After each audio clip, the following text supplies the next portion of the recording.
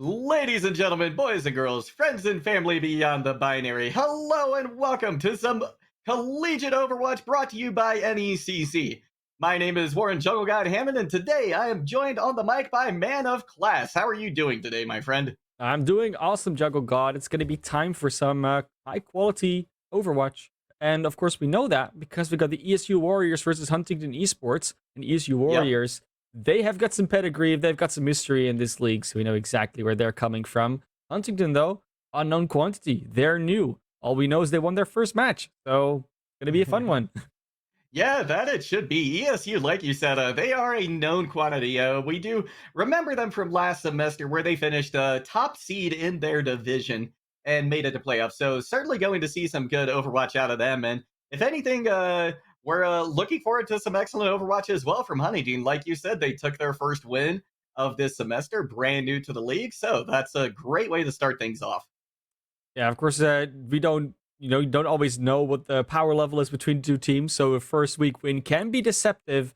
Then again, sometimes it just says all you need to know. And today we're going to be playing a first to three between these two teams, going over at least three maps, but maybe even more. So we're starting here on Ilios in a little bit.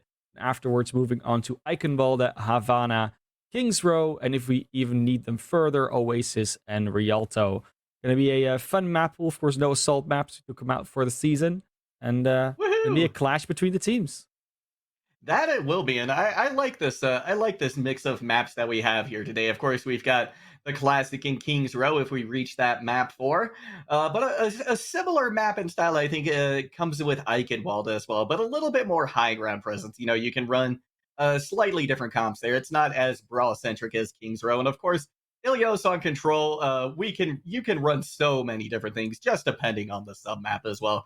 So we're likely going to get to see a lot of different looks out of these teams, or get to see, if they want to hard grind one of these comps. But let's take a look real quick at the lineup coming out first. We've got Disabato, which by the way I think is one of my favorite names to say so far in this entire group of players that we have today. DH Kafka, Vanilla Jack, Halbert, Michael, and Paparama as well coming out for ESU.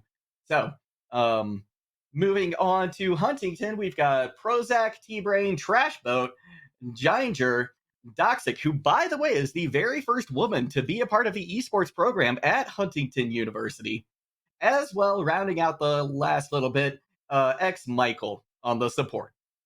Yeah, Michael versus ex Michael. I think there's been some history between those two, but we might be able to ask them someday. But yeah, indeed, always get to see some more progression coming out between esports departments. We'll see if Huntington gets the benefit from that today.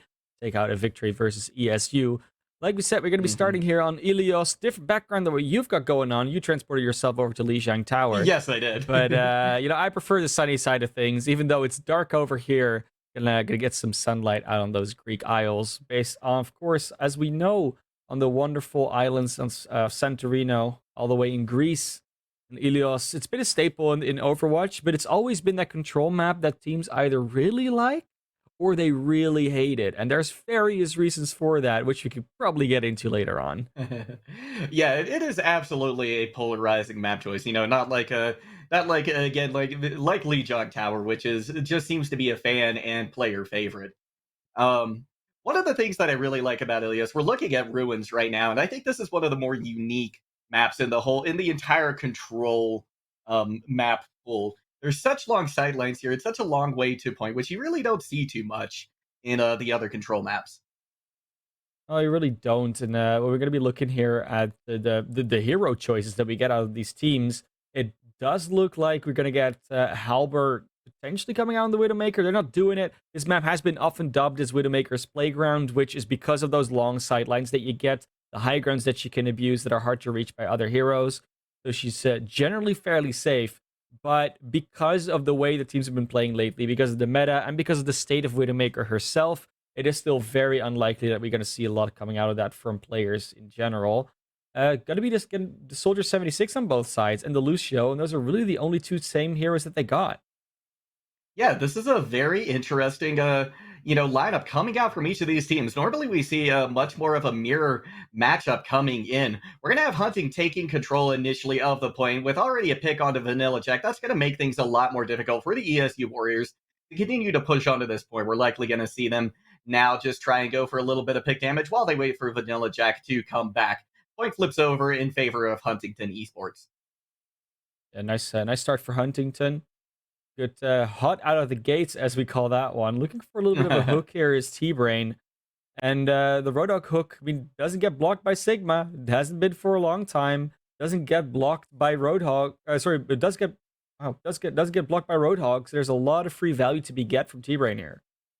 Yeah, there absolutely is. And it's interesting to see hunting ESU Warriors coming out with this double off tank. T-Braid coming out with a nice pick onto Michael early on. Disabato goes down very low, but fortunately they have taken a breather to help themselves back up. And right now, Huntington Esports has a nice control over this mega health pack area near the coast. They keep getting picks as well. Huntington Esports gonna have to now going to have to potentially back off as they don't have their Lucio anymore. Right before they were able to get their beat, Trash Boat's going to take a dip back into spawn as well. Paparama now potentially looking for an opportunity to use this nano boost. Michael going to pop the tac visor, and that's going to take care of the remaining members of Huntington Esports. And this point will flip over in favor of ESU. Still gained over 60%. It's a good start, and now you're gonna have to be able to use your own ultimates. The wall's already out from this from Symmetra.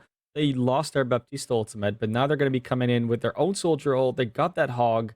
They are walking into a few support ultimates on the side of ESU though, so it's not a clear cut win. What I'm most looking forward to is seeing more of those anti-nades from Paparama, because that's really what opened that fight up.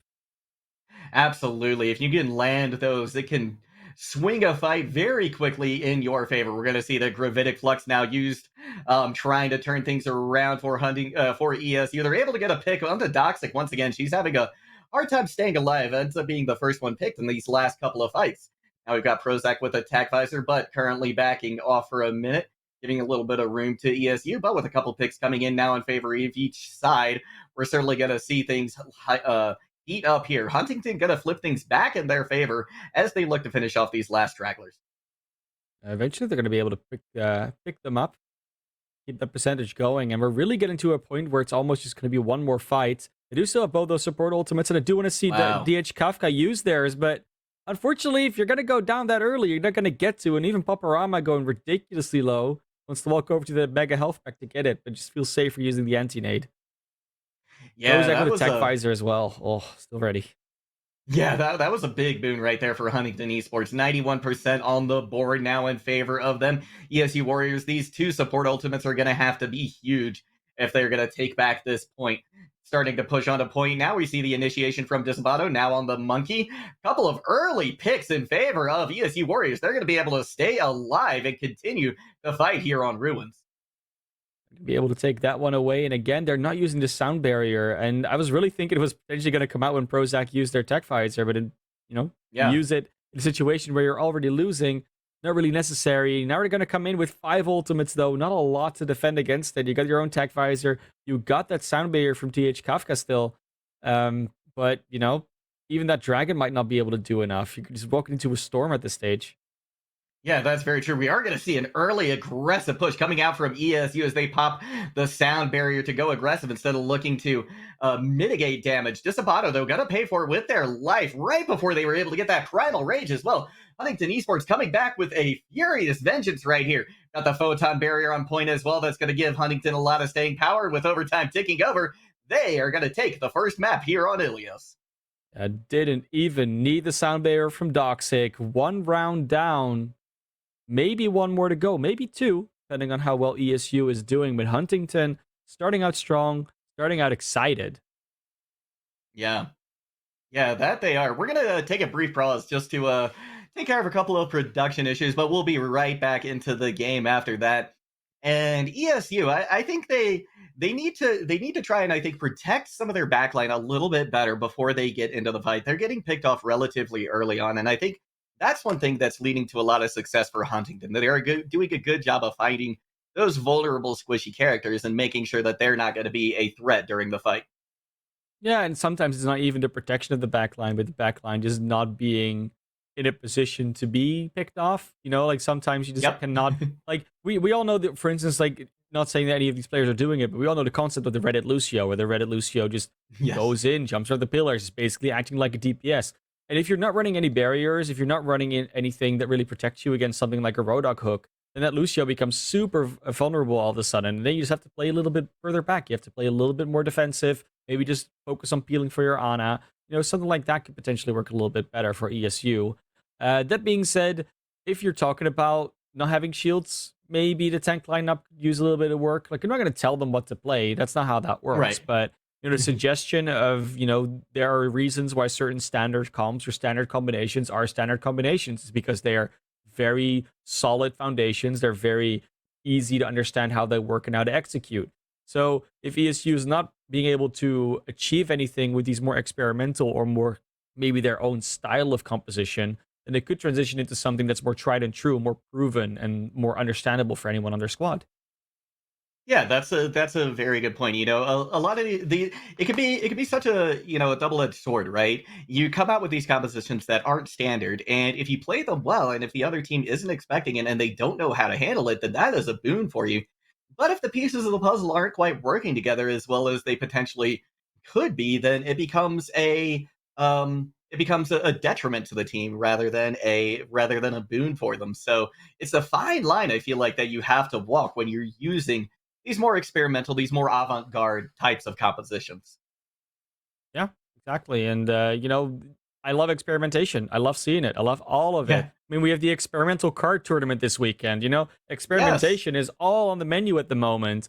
But there are times to experiment. There are times to go with the tried and true. But there are also times, and I think that's what we often come down to with these, with different levels of competition, is sometimes putting everybody on the hero they're most comfortable with is the best solution, is the best option. Hmm.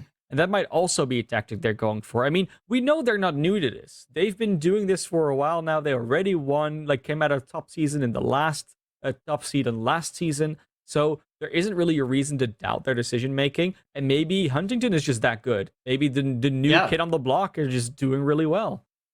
Yeah, you are absolutely right. I mean, this is one of the the second look we've had at this team, and so far I do really like what I'm seeing from them. They're playing things by the book. Really, they're playing things very I don't want to say standard, but that is what it is in a way, right? And it's showing them a lot of early success. Um, what was that? We've got both off tanks taking themselves out of the fight early on. They both fell off the. I'm not sure what happened there, Hey, but it's going to be a sometimes 5v5. Sometimes Yeah. just fun antics. That's just how it goes. It's unfortunate that one of them is the Roadhog, because the Roadhog is usually very integral to either securing or maintaining position, because the threat of that hook on the well of the middle in the middle. Disabuto is a better position in that situation. Both Roadhogs using their hook. Actually, Disabuto is now ready to hook on target of their own, but gets blocked by the shield. Excellent play there, Rashboat, coming out with a nice shield to block that, but the anti-nade is going to land onto a couple of members of Huntington Esports. The fight's still going the way of Huntington, despite them, taking that early loss. Halbert now goes down there. In fact, there's no DPS left for the ESU Warriors, and despite them having control of this point, they're taking a little bit of a hit right now. Point going to be hotly contested now by Huntington. Doxic, she goes in for an environmental, but all she finds instead is the business end of an anti-nade. One pick coming in now for ESU Warriors. They still have control of this point. They've been able to mitigate this aggression coming out from Huntington very well and continue to thrive. Nice hook coming out there from Disabato. They popped the whole hog, but they've got barely any health left. But it doesn't matter because the supports are there to keep them up, and they take care of Huntington Esports. ESU starting out very well on this particular map. Of course, very different layout, but they're also coming. They're not really changing that much up, honestly. Biggest difference, Michael on the Reaper now, so that is landing them some more tank counter, which is pretty good. Both teams not that far off each other, but Trashput on the Orisa. I mean, the halt hook should be landing them quite a lot of value. It certainly should be. Hook comes in from Disabato, but the Fortify was there to deny any opportunity. And Huntington Esports, once again, making very quick work of ESU. They're going to take their first control. It's one of the most important things on this particular point, getting a clean fight, because you can have such long stalls. I remember, like, at some point the stall, this is in the Overwatch League still, but, It went on for about 2 minutes, and they still somehow grabbed it back. It was absolutely ridiculous. It involved some wrecking ball shenanigans, though, so not going to see as much of a stall here, I guess. No, that's true. We're not going to this time. Michael looking for an opportunity to use this Death Blossom. One player already down in favor of ESU. Michael pops the Death Blossom. Sound Barrier is going to be there from Doxic, but she doesn't quite make it in time. And the ESU Warriors will take this point back for their own. At least the sound barrier wasn't like used and then, stopped. So Right. they will have the sound barrier for the future. They could still use it against something like Halbert's attack visor, which is something we're obviously looking forward to in the near future. Biggest deal about that tech visor is trying to find that angle, because you're running into a lot of structures, a lot of walls, and a shield from the Orisa that's in the way. And you can't really go out in the open because you're worried about that Roadhog. Prozac is feeling that straight away with a hook and some shotgun bullets to the face. That they are. T-Brain gonna pop the whole hog, takes an anti-nade to the face. So now it's gonna be Disabado's turn. Supercharger now committed by Trash Boat. That's gonna be so much damage now coming in from Huntington Esports. 99% on the board now for ESU. Huntington has to come away with a win right here. They're gonna start it off with a pick onto Havka. Disabado now with the whole hog, trying to maintain some point pressure here, but Huntington Esports has the advantage. Halbert pops the attack visor, but that's going to be mitigated very rapidly. And Doxic used the sound barrier early as more of an aggressive move, and it did pay off. Now they're coming in with both their DPS ults and a supercharging matrix. Gonna be Michael ready with that one, and that could work very well together with Prozac, just making sure they got a lot of damage, ramping up really quickly with a Deadeye. Almost impossible to dodge at that stage. It is, yeah. If you're able to use both of those ultimates in conjunction with each other, they can be absolutely deadly. Turning that Deadeye from almost a throwaway ultimate into something very, very valuable. Ginger gonna be looking for an opportunity to use this Death Blossom as well. They go down to about half health, going to be forced out for the moment. Prozac now looking for an opportunity, but all the ESU Warriors are comfortable in that cage with the mini health pack. Gonna see Michael looking for another opportunity in the backline, but they go down very low. Hook not gonna hit this time around, but the pick coming in from Vanilla Jack will, and now Huntington Esports looking a little bit worse for where ESU Warriors gonna start to capture. The point here comes that amplification matrix, but it's not gonna gain anything this time around. Vanilla Jack desperately trying to hold on in the midst of that whole hog, and that's gonna be the ESU Warriors evening up this Ilios map. Able to definitely pick it back up, and that's a very good job of them, of course, because they were down one round. Now we're gonna go to round 3 to actually pick it back up. And if you think about it, this third round, which of those 2 points it most resembles, there isn't really a clear answer. You can kind of go with both. There is some environmental threat, but this time it's around the objective as opposed to inside of it. But there's also more opportunity to work with high grounds a little bit, to have more open area fights than you do on Ilios, because those cliffs aren't in the middle of the point, so you don't have to dilly-dally your tippy toes around them too much. It's going to be very interesting to see how they deal with that. I am still worried about... Oh, no, they did change it. So ESU is now coming out with a Reinhardt and a Sigma, meaning they're going to have that double barrier to work against, and there's T-Brain on the Div on the other side. So they're definitely approaching this map differently. And Ginger's back on that Symmetra, which I really liked on Ruins. We're going to see if it has the same value here, as we see both supports already off the map. That was a huge charge coming out from Disabado, just barely nicking the side of Michael on Baptiste. And that, without the supports there for Huntington Esports, is a very fast fight win for the ESU Warriors. Ooh, nice chase there on the T-Brain. You think that would not really often happen, but T-Brain just stuck around that room a little bit too long. Now they're going to go on the defensive. Disabuto already close to that shatter as well because of all the action they got from that one. 75%. Yeah, that could be a difference maker here, but you know, I really like this pick from Ginger as well on the Symmetra, because there's so many barriers they're going to be able to charge their shield off of. Prozac coming out with an early pick on the Disabato. Without that shatter, things are looking a little rough now for the ESU Warriors. Huntington going to be able to push onto point now and really start to cause some problems. Michael now trying to support their entire team. They're not going down too terribly low though, so not too much trouble for them. Anti-nade hits Trash Boat, they're going to have to back up, and with that, Halbert comes alive, almost ready to get this tack visor. Point does flip over in favor of Huntington, but ESU Warriors have an opportunity to take this back in their favor relatively quickly, especially with Prozac off the map now. This could be a very fast flip in their favor as they're able to take out the rest of the members of Huntington. At least there was some percentage denied for ESU, so there's going to be an extra fight later on for Huntington. But they've got to figure out how to get past this Reinhardt and then not get anti-nated and then not get booped off the map. Because it's been a bit of a struggle. That being said, they have plenty of ultimates to work with in this fight. I'm going to say plenty, I mean 6. So this is their shot. We're going to have a Fiesta, though, because there's 5 on the other sides, too. Yes, we are. We're going to see Gravitic Flux committed. Prozac not going to have an opportunity to use this Deadeye as the ESU Warriors are really coming live. 4K Death Blossom from Michael comes out. Tremendous play right there, and that secures the point once again for ESU. They thought they were safe inside the Immortality field, but they couldn't have been more wrong. Prozac switches over to the Mei. They're not going to go along with that ultimate Fiesta. They're going to actually try and freeze things up. And I think having the wall in the way and being able to freeze targets is going to be very valuable in this particular instance.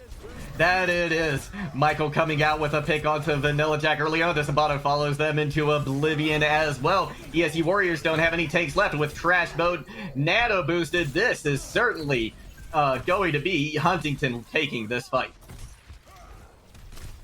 Huntington undoubtedly taking control from this one. They already have. And now they're going to be ready to go with just a Shatter, but there isn't a whole lot to work with on the other side, so that's definitely enough to at least win a fight with.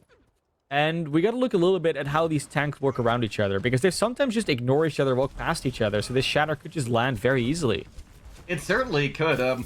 Trash Boat definitely gonna have an opportunity here. Nice anti-nade comes in from Doxic to keep herself alive and keep that aggression back. Michael gonna meet their demise. Halbert now with this tack visor, but the shield is in the way. Not finding too much value at the moment.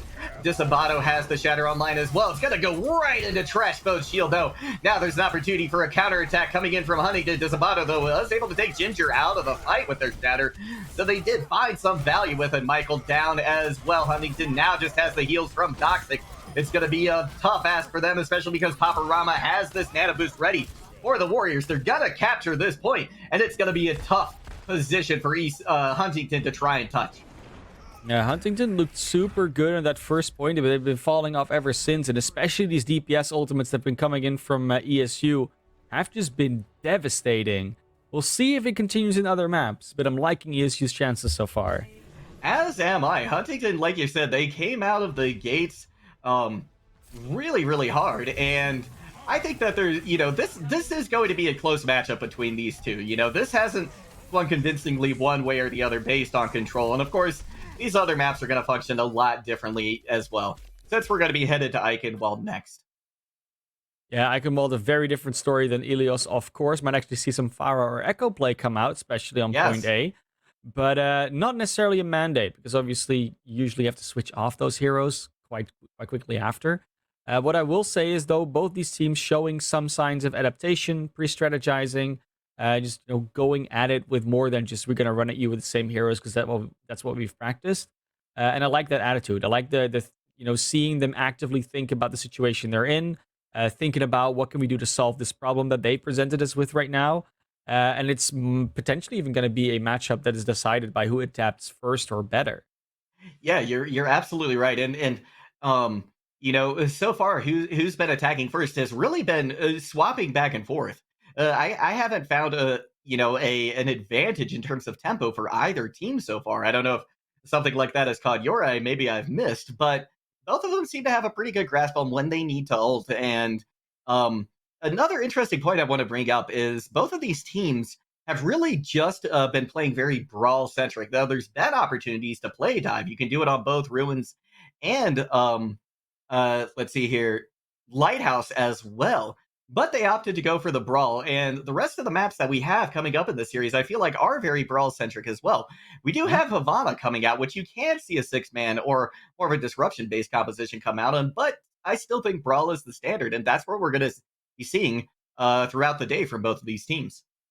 Yeah, I haven't seen a lot of willingness to switch to a more, mobility-based composition, other than both teams learning Lucios and Symmetras, but, that's Right. about it. So we'll see if they're going to actually stick with anything like that, whether their DPS lineups are going to change from these like rugged DPSs that they've been running. But it could be, it could be a fun transition when we go into something like Eichenwald to see a point B dive come out, for instance, Yeah. especially on the defense. Like if there's one thing I love on Eichenwald, it's a team that knows how to properly drop down with the Winston Diva and just disrupt everything. Or a Wrecking Ball Diva or a Wrecking Ball Winston, whatever you want to run with, of course. So yeah, actually looking forward to seeing if they are gonna do that. And even if they aren't, it's Eichenwald. It's always fun. Exactly. I can walk is a fantastic map. And you know what? Hold on. We're gonna do this. Since we're headed there, I've got this background as well. We'll throw that up for a minute as we begin to load in. Um, and I didn't catch which side is going to be on the defense first. But Huntington will be on the defense first this time. They chose that after their loss on Ilios. So very curious to see what they're gonna come out on because as you said, Farah, definitely a very, very good choice here, as is Echo. Yeah, it's a good choice. It is also sometimes a bit of a risky choice. It does feel like the Fire and the Echo get the opportunity to position before the rest of their team, so they sometimes get a bit split.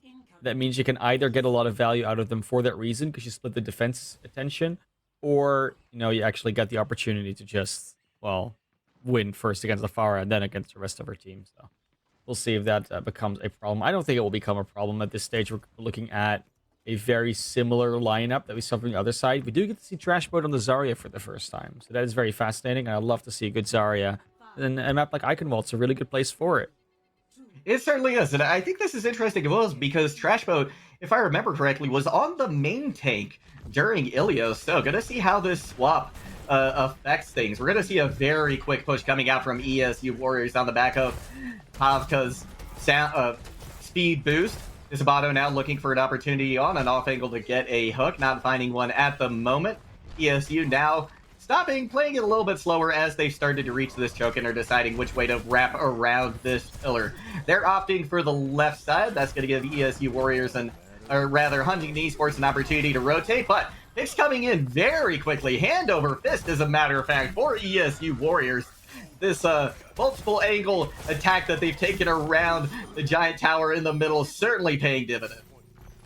You're gonna get a lot of value coming out of those DPS. Halbert and Michael doing a exceptionally well job so far to get those pickoffs. Now it's got up to Huntington to figure out a way how they're going to defend B because they're not even set up on the high ground yet. They will be able to with the symmetric teleporter if they want to, but it's not placed just yet. So they're going to have to just go straight at this.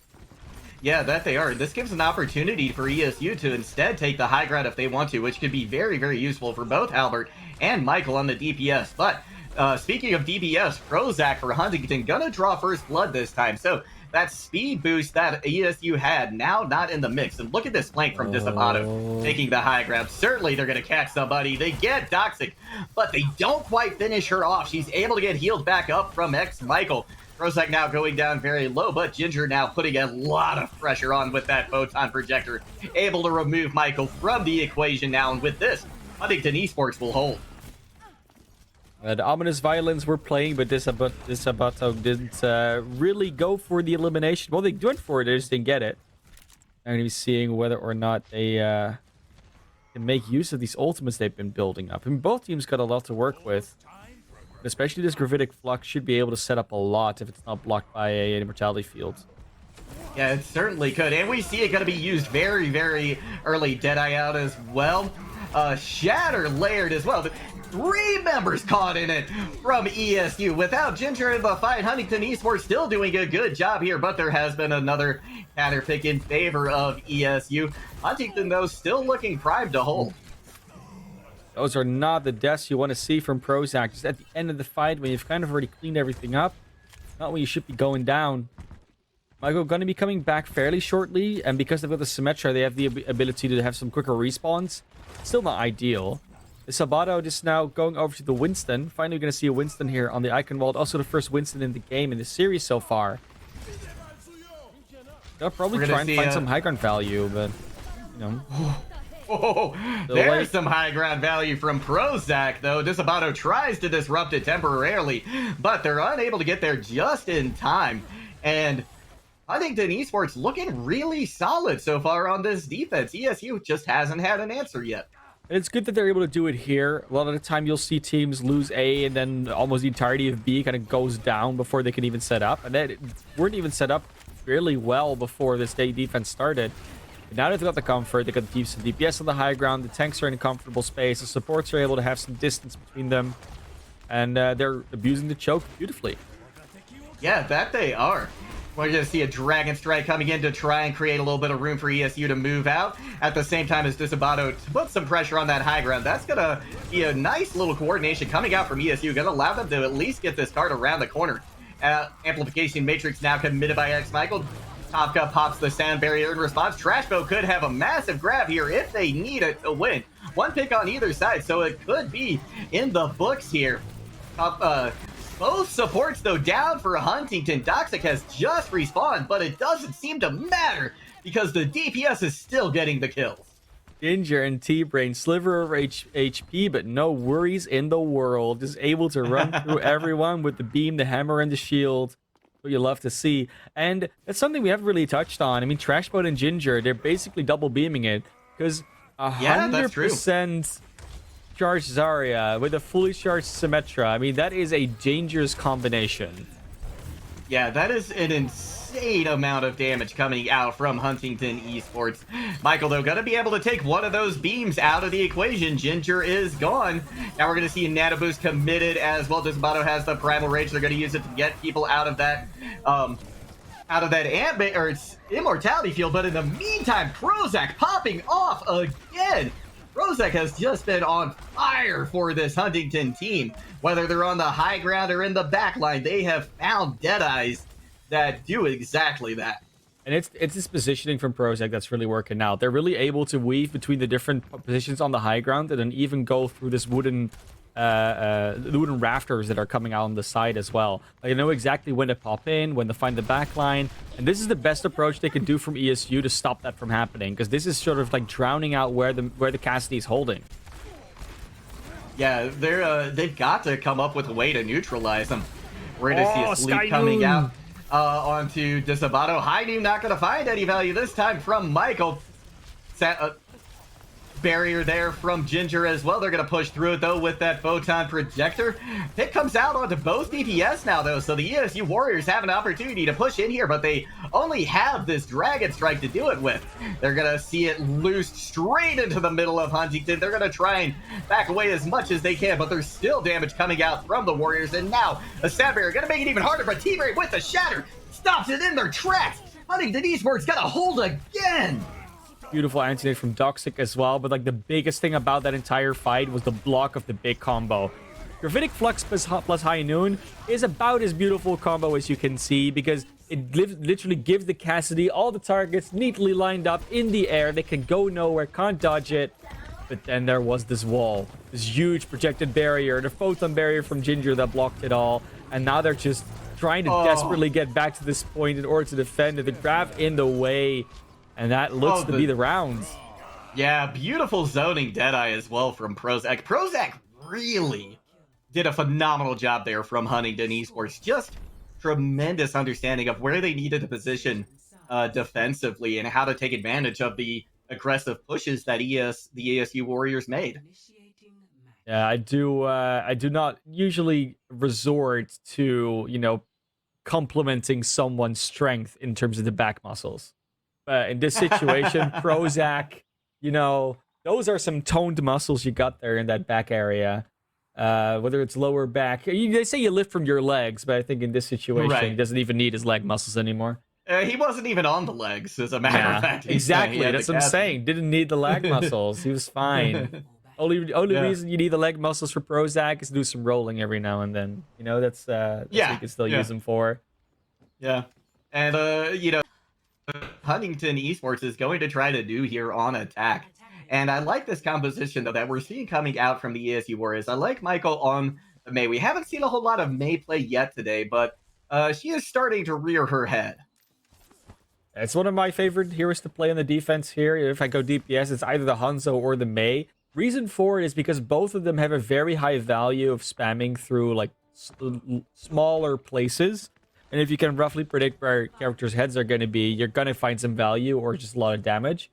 And then also the wall, as well as the ultimate on both heroes, actually, is just very good to block off through that corridor. Either you stall them, or you zone them, or you just hit all of them. It's great. That's a new symmetric teleport play with the Mei that I haven't seen before. Neither have I. That was absolutely tremendous, but the ESU Warriors appear to be ready for it despite that surprising maneuver coming out from Huntington. They're going to wipe the floor with them very, very quickly, and their defense is off to a stellar start. Yeah, the only wall play that works is the one that goes all the way over the building. It's the most beautiful thing ever. It is.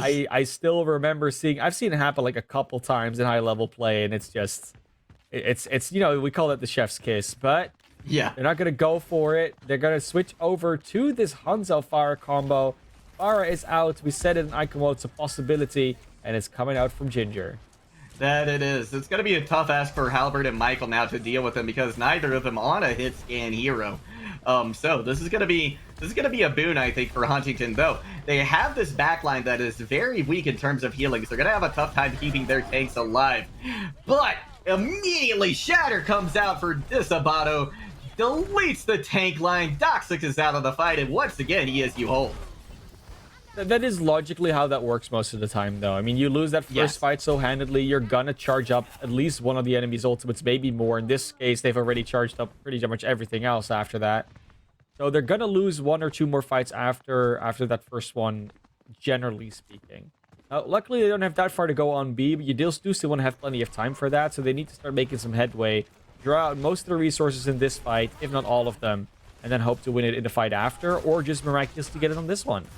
Yeah, they're going to try their best. Doxic has swapped over to the Anno, so now a little bit more heals for the tank line. That should help them with this push, as well as potentially with a nano boost onto Ginger once they get this barrage online, which looks like it's going to be very, very soon. Prozac now taking an off angle, seeing if they can find. Nice headshot comes out on a Paparama. Gonna see a counter pick though for each side, but crucially, the ESU Warriors don't have any supports left, and with the res successful from X Michael and the barrage landing as well, Huntington will certainly take this point. Oh no, it's a Mei in her ice block. She does get still driven over by T-Brain's Reinhardt. I like Mei a lot, but that's like one of the saddest things you can see happen to her. Seeing them come back in, though, Nano boosted Reinhardt with the Lucio and the D.Va, they're actually potentially be able to come back into this. They had a lot of tools, and it took long to clean up that fight. Only one tick gained as well. There is time to work with. Yeah, there certainly is. ESU with a phenomenal recontest coming in, and look at this. Disabato has built up their barrage as well. Or rather, their shatter for next fight, but a nice anti-nade comes in from Doxic. Not going to be enough to turn their favors this time, and what was looking like a tremendous hold from Huntington Esports now might not have been enough as we are approaching last fight territory. Looking for a pretty good ult economy, though. We're going to have the Valkyrie, Nano Boost, and that Gravitic Flux again. And there's not really much to defend against this Gravitic Flux. Michael's going to be fine. They're going to be able to use their Ice Block. But everyone else is going to be potentially in trouble. And that's not what you want to see. And especially that pick against Michael is huge for Huntington. Yeah, that absolutely was. We're going to see now that Valkyrie being used. That's going to help charge up this Gravitic Flux as well. Prozac now with an off angle. Beautiful, beautiful Dragon Strike. Just allows Huntington to collapse on those trapped members of the ESU Warriors. And Huntington will get to see the streets of Eichenwald.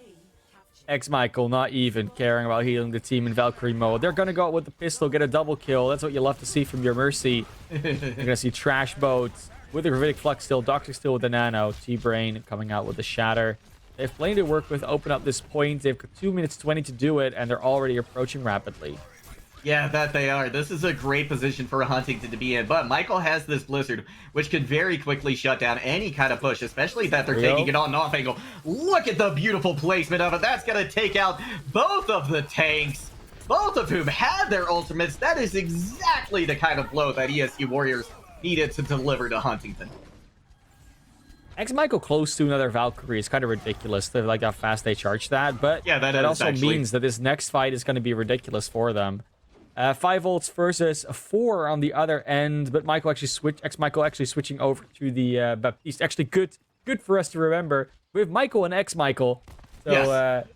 yeah, being able to separate them pretty good. At least they're on different roles. That makes it a little bit easier, right, for It everyone to does follow. make it a little bit easier, yeah. Still a little tough to follow. Dragon Strike coming in from Prozac, gonna zone away several members. It splits them in half, takes out 2 members as well. Huntington Esports now with a huge opportunity, but the shatter from Disabato lands.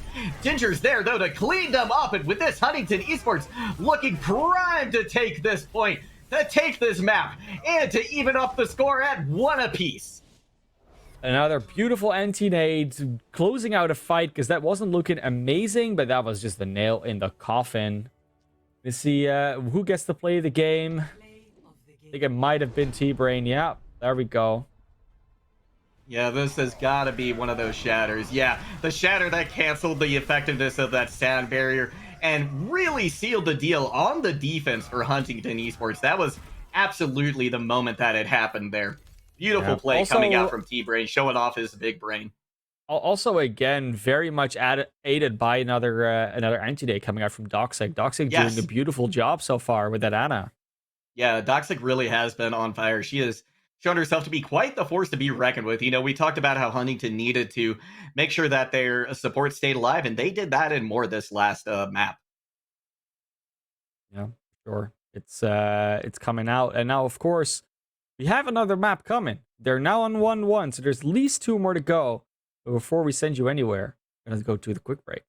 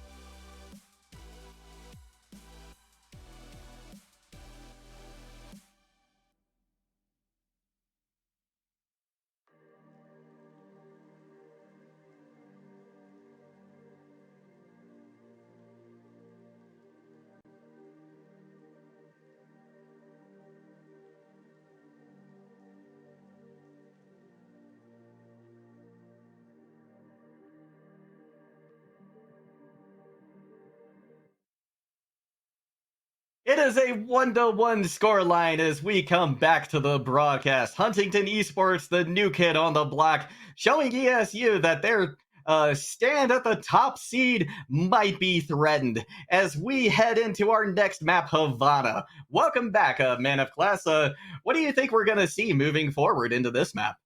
I think we're going to see continuation of why control is never the tone setter for a series. I think Huntington is able to do very well with more mobile objectives, which Havana as a payload map is obviously very good for. So that's where we're going to go next. We obviously had Ilios, we had Eichenwald. And we look at the two, like that static objective in the middle. That's why point A as well was like more problematic for them on Eichenwald. You have to be way more static with your defense as well. You cannot be as fluid. You cannot take the same risks. You cannot do the same flanking things. And you can see that as soon as a player like Prozac gets to get that space, gets to have that more fluid motion, that fluid environment to work with, they do beautiful things with that DPS role. So on a map like Havana, where there's also a lot of nooks and crannies and hallways and little corridors to get through and high grounds to play with, that is very likely going to be another opportunity for Prozac to do flank things. And then it's up to ESU to figure out a way to adapt to this. Like, how do we work around that? And I mean, if you can stop them from flanking by just shooting them in the head with a Widowmaker, then that is a decent solution. Yeah, it certainly is. That one pick potential definitely very it can be very crushing to an opposing team, especially considering they don't have a long range answer right now in their composition. We're gonna see the spawn hold come out as well from the ESU Warriors, supported by the Widow in the back, and I feel like this is an interesting look that we don't typically see. Huntington Esports now trying to route through the building on the left to mitigate that damage coming out from the Widow. He's going to have a much harder time now finding value as we see Vanilla Jack go down and get de-mech'd. Immortality Field not able to keep them in the mech. Unfortunately, Michael finds a pick onto T-Brain though. So Huntington now, their push could be slow just a little bit, but they've got X-Michael now pushing that card out of view of this Widowmaker. Now the fight's starting to move back over towards the streets, where Halbert can begin to find value once again, but they've gone down to about half health, so they're going to have to stay back. Ginger now looking to put a lot more pressure onto this Huntington squad, into this ESU squad from an off angle. Gonna see a couple picks come in now. 1 DPS, 2 DPS gone for ESU, as a matter of fact. Huntington doing a good job of breaking this spawn and stranglehold that they started with. Now, you think with a close spawn hold, like with the Widowmaker in the back, you think you can actually make that work, right? You should stall them in the front, and the Widowmaker gets to shoot from the back. But Huntington did such a good job of basically only fighting in places where the Widowmaker had no business even trying to shoot. So it was very hard for Halbert to get any value, and by that point, you just lose power, you just lose damage, and Disabato just gonna lose their shield way easier. Vanilla Jack gonna lose their mech way easier. The healers have to work overtime. There's not enough compensating damage from Halbert coming out to stop it, and they can just keep on pushing aggressively. I don't know if the Sound Bearer is going to get the value. They already lost the objective. Yeah, they did. That was unfortunate for DH Kafka right there. Huntington Esports just plowing through first point, almost as if ESU wasn't even there. Disabato going to be coming out with Ulto as well as Vanilla Jack.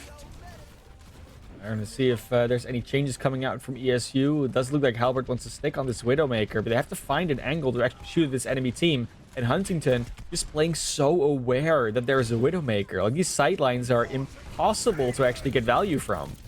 That they are. Beautiful pick coming out from Vanilla Jack after that self-destruct found value as well.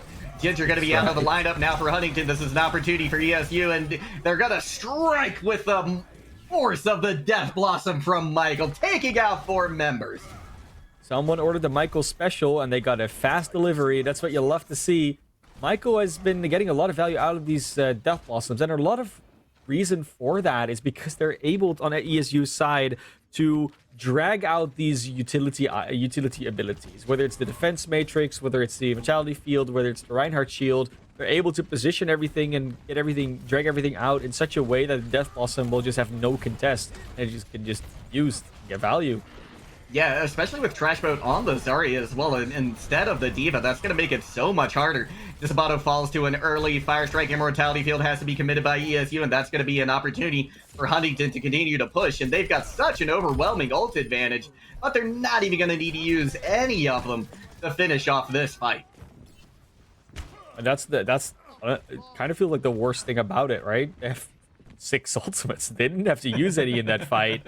It feels problematic when you're on the side of ESU Warriors, especially because they're not really building any of their own. Yeah. Michael already down early, was still lingering behind. Didn't get to come out. A little bit of an early tech fires are not really finding any value from that one because everyone's still outside. They're going to be able to recontest here. We're going to see the Death Blossom rear its head again, this time from Ginger, able to find one, and the rest of the team there to pick up the rest of the kills. That's going to be Huntington making very fast work of both of these points. Once again, the fluidity is working with them. They're able to use the map to their advantage, play aggressively, kind of in the face style. And when you play against the Widowmaker, that's the best thing you can do. Even more, deny here even more sidelines, more value. And it's actually fascinating to me that this is the particular objective that Halbert chooses not to be on the Widowmaker anymore. Yeah. This is the one where I would kind of switch back. Maybe even take a Hanzo, take an Ashe, something that has more range. Because you have such a fortified position on the defense. Yeah, you really do. The sight lines that you can hold down from that perch are just tremendous. But Huntington going to be able to avoid all of that. Halbert, though, is going to find value on the legs, taking Prozac out of the fight. Crashboat now looking for potentially an opportunity to use this Graviton Surge. Sound Bearer going to be committed early by Kafka, as is the Amplification Matrix. And with so much damage coming in, Huntington is going to be forced back to spawn. Huntington's going to have to try again. They still have 3 minutes to do it, and they are probably going to need it. I mean, this is that point where you have to win like 4 fights in a row in order to even get close to that door. Yeah. And at least they've won that one fight value already. They are approaching the bridge. This is such a long avenue where you just have to approach, take the spam, dodge the spam, try and use a lot of utility to get there, and then you still have to fight. Yeah, you're absolutely right. You're just bled of all your resources as you're approaching the cart. Self-destruct gonna be thrown in. Disabato not gonna find anything from it, and now the Death Blossom is gonna be loosed. 2 kills immediately, hunting and falling like dominoes under that barrage of damage.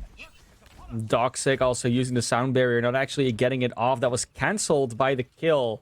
They still have plenty of other ultimates, but that's a big one to lose, especially when that Gravitic Flux is still in the play for Vanilla Jack.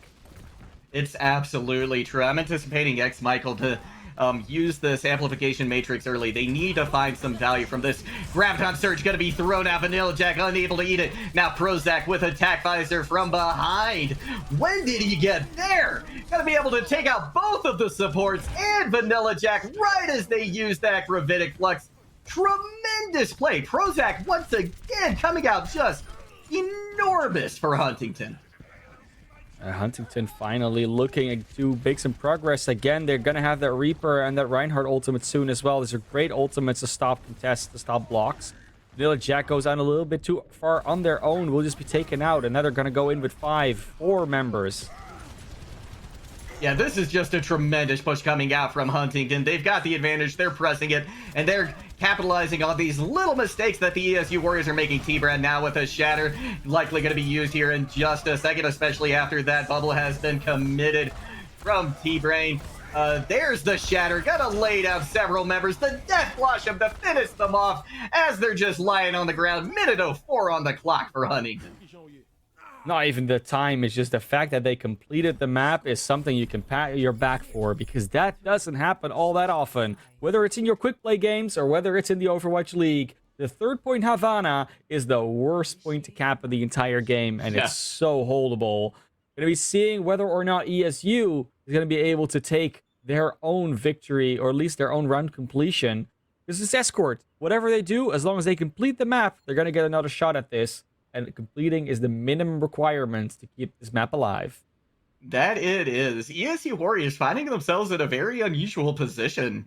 You know, being such a top-ranked team, this is not a place that they typically find themselves in. Huntington, really with the advantage here. I think they've got momentum coming off that last map win, and especially off of completing, like you said, Havana, which is just a nightmare to finish. Havana. It was added to the game, and everyone's like, "Oh, it looks so beautiful." We even got a PvP event or a PvE event on it, which was also lovely to play. But Yeah. ever since then, it's had its ups and downs. I still remember, Overwatch League Grand Finals. San Francisco Shock couldn't even get the first point capped ever in any of their playoff matches. None Yeah. whatsoever. Zero. And a lot of the time, this point A has also been very hard to cap. And then there's point 3. Point B is usually the one that we see actually, work quite well. But there are a lot of things that can go wrong along the way. Halbert now on the Widowmaker on the attack. This is a little bit more interesting, Wow. especially if you open up with a shot like that. Beautiful pick coming out from Halbert. That's going to open things wide open for the ESU Warriors. They're going to make very quick first work of this first defense right here, as Huntington is just falling back as fast as they can. Falling back. Trying to get some more space to work with in the end, but they need more members to work with before the space can even get some value. That Reaper is in trouble, but they're going to get their Reinhardt back in time. The Baptiste also respawn, so they're going to be able to actually fight as a team. And as I say that, of course, Ginger going down. Yeah, and now Halbert with a beautiful off angle as well. This card not going to be contested until the last moment by Huntington Esports. And in fact, they aren't able to stay on it as well. The ESU Warriors coming out with a vengeance. As a quick point A cap, and this is where Huntington's going to have to show that they can do a little bit more stalling, because that point A took them a little bit longer. If they want to win this map, if they want to have a contest on this map, they need to start draining this time bank a lot more than 5 minutes 15. That they are, and like you said, this second point typically going to be the easiest one to capture as well. So the ESU Warriors, if things play out like they typically do, they're going to be looking at a very healthy time bank moving into third point, especially considering they've got 5 ultimates online, whereas Huntington doesn't, just has this one. Doxic going to have to come up with a huge nano boost if they're going to hold here. Going to see the amplification matrix potentially coming online. Despato has to use the fortify as they're taking a lot of damage over on the side. Now that they're down to half health, things are looking a little bit rough. Huntington coming alive. They've got Ginger on the Tracer, which has effectively mitigated that Widowmaker threat as well. Gonna see the Dragon Strike thrown in. That's gonna do a little bit of damage to the Huntington team. Halbert swapping over now to the legs. Huntington has mounted a defense, but the ESU Warriors aren't backing off just yet. They're still putting in a lot of pressure. Prozek able to find Michael, though, on an off angle. Sound barrier committed by Kafka. That's going to allow them to continue to play aggressively. But now, at this point, Huntington has started to build up some ultimates and some potential answers. Michael swapping over to the Cassidy as well. Different look coming out from ESU Warriors. They want to adapt to this. Now we've got the Supercharger out as well. Now, despite Huntington getting these picked, the ESU Warriors are continuing to push the cart inch by inch. Disabato, though, eventually going to go down low. They are saved at the last moment. Immortality field there as well. Not going to be enough for Kafka, though. But this Huntington squad finally now getting the picks they need and pushing back on the Warriors. Honestly, such a drawn-out fight where you don't really get to properly reset with your new hero picks is often more of a bad thing than a good thing for ESU. Because Huntington didn't really have to use a lot of ultimates in that. They were kind of cleaning up for most of that entire fight. It was just one pick after another.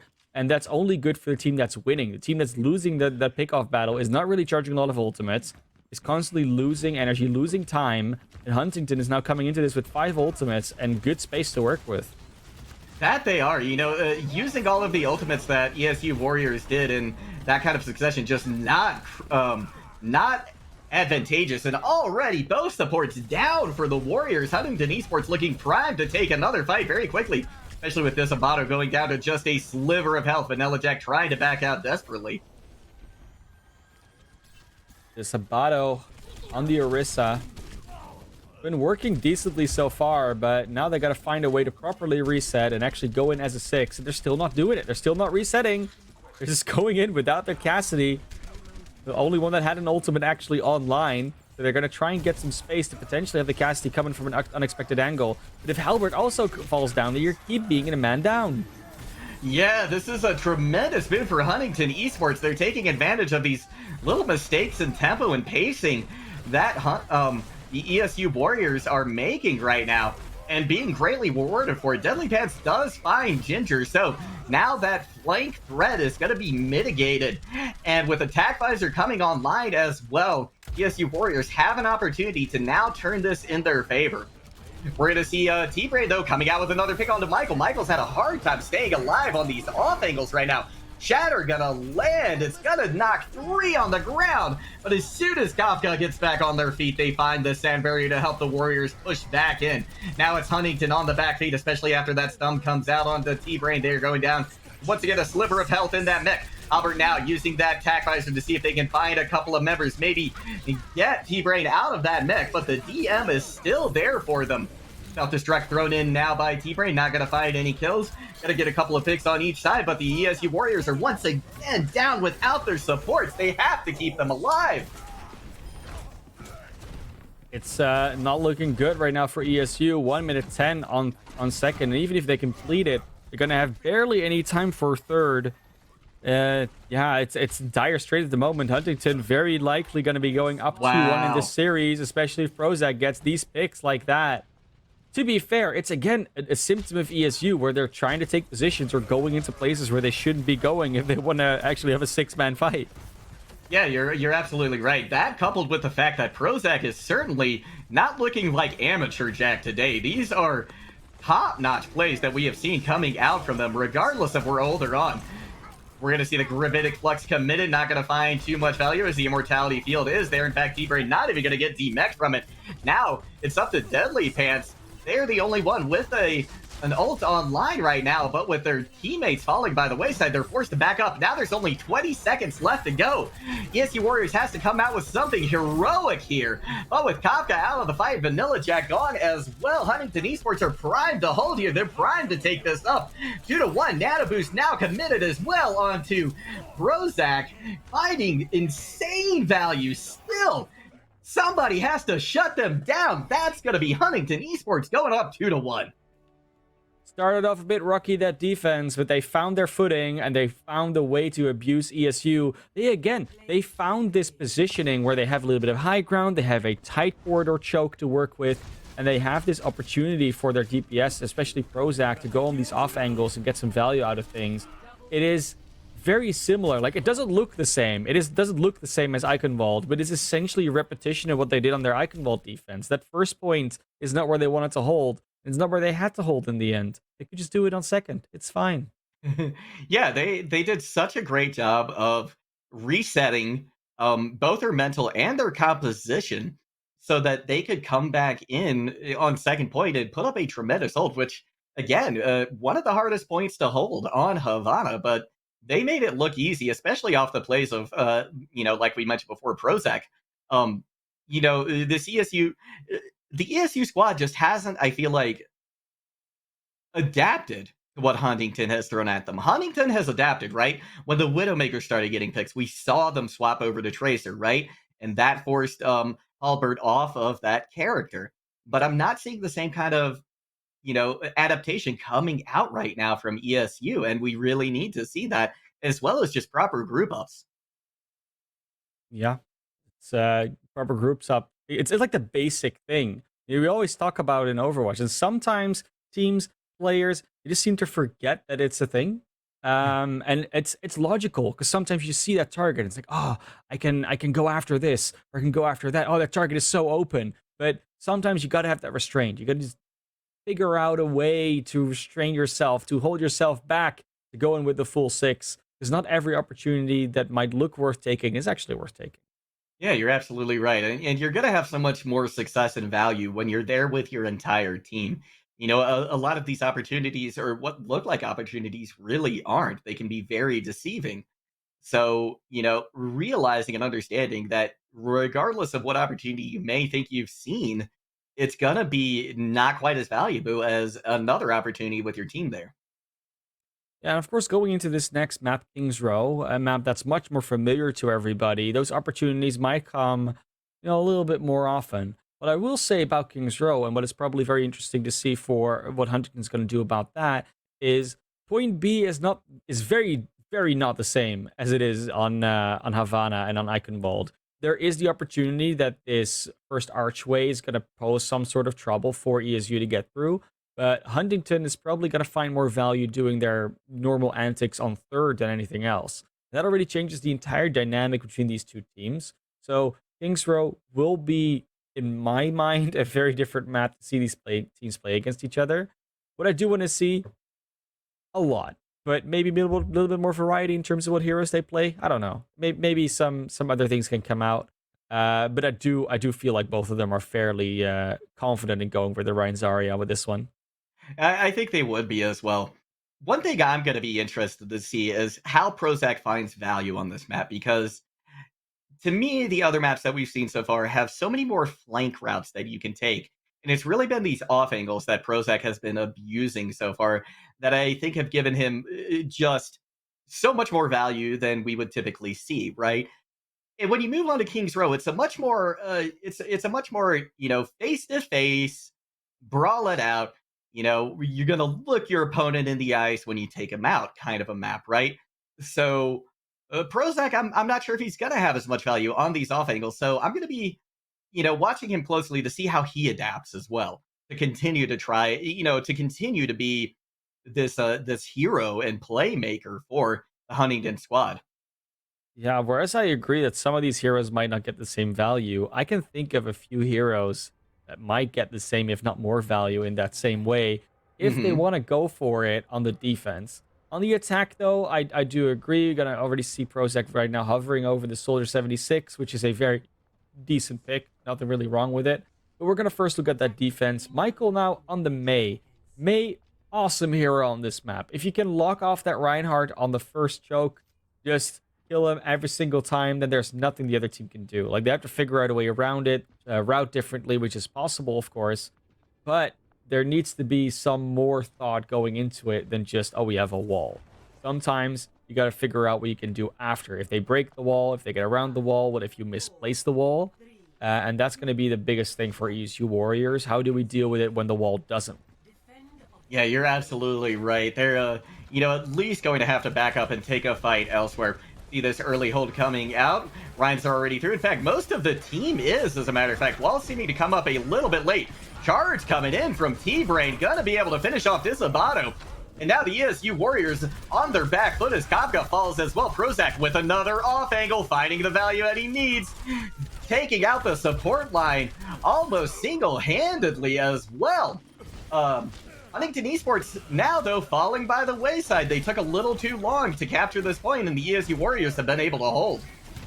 That was really Halbert coming in back with that Hanzo, and then Michael being able to stall long enough for the tanks to come back. We're going to try and chase them back into spawn. I think this Rhino's going to live, though. T-Brain not going down on this one. Vanilla Jack on the Sigma, together with that Reinhardt. There's a lot of barriers in the way, a lot of sustain that they have. There's not as much ranged kill power from the tanks, at least. Yeah, that's very true. Gonna have to be a very up close and brutal battle, but now they've got Ginger in the sky as well. Gonna be able to avoid a lot of those shields and get damage straight into the backline. Blizzard now committed by Michael, and that's gonna take T-Brain and Prozac out of the fight immediately. And the ESU Warriors are making this defense so far look easy. Defense coming out, defense holding strong, and Huntington looking for a way in, but not finding one so far.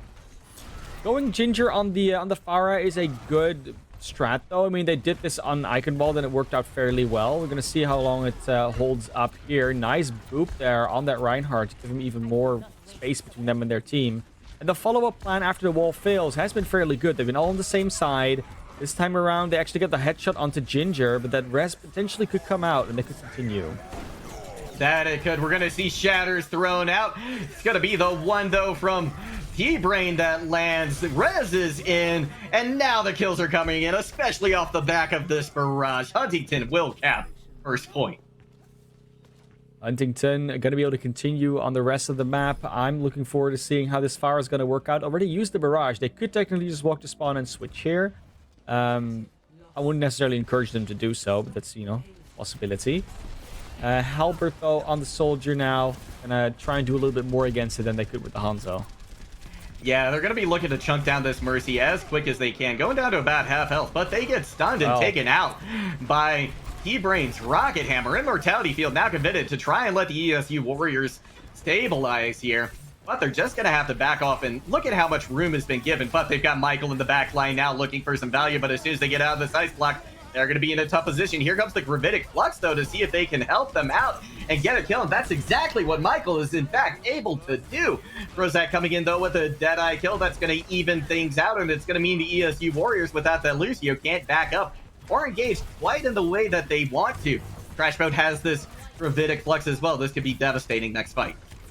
It's definitely Valkyrie time if they want to be able to sustain here. As the missing the Moira means the Mercy has to take the brunt of that healing on her. She can.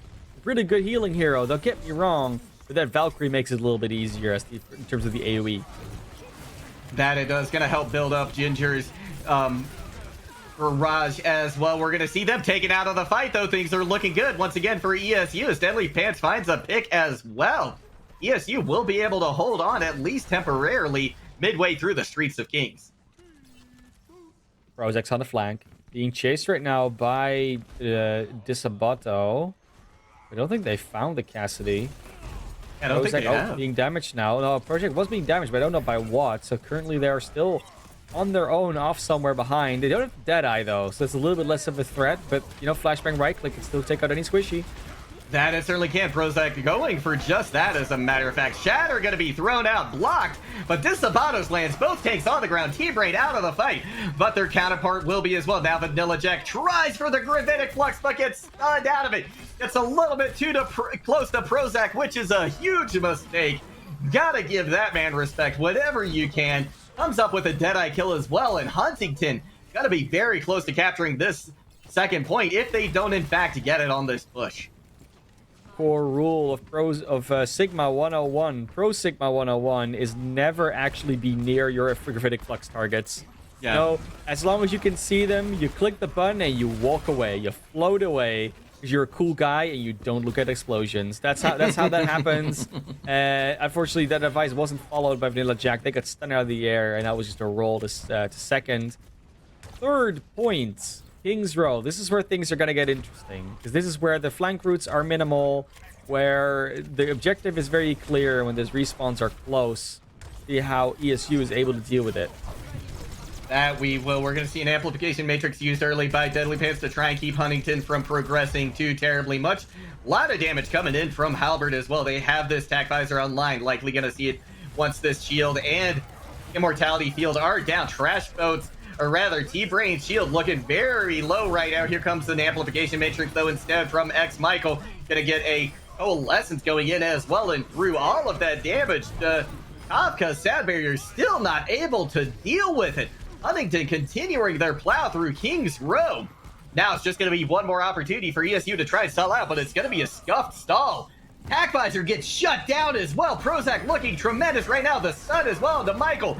Right for the Death Blossom to land as well. 0.02 meters left to go. Vanilla Track trying heroically to get something going with that Gravitic Flux, but it's not going to be in the cards at 1:52 on the board for Huntington.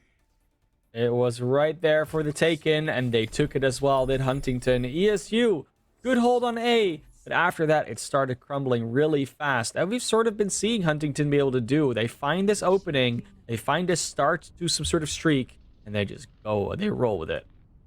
That they do. And this Huntington team is just looking tremendous right now. You know, after that first control map where they didn't look bad at all, right? They still took the L, but they didn't look bad at all. They have really shown their true strength, I think, on these payload maps. Payload maps, you know, it's where they thrive. And honestly, if control's the one map type that you don't always win on, then I think you can be happy with that, especially if it eventually turns out to be less frequent of a map type that comes out. Right. That used to always be the problem, right? Like in these series, you always have these two control maps or multiple control maps to break ties. And the less and less that becomes a problem, the more you can actually deal with control not being your strongest map type. I think Huntington can be very happy with that development in the realm of Overwatch.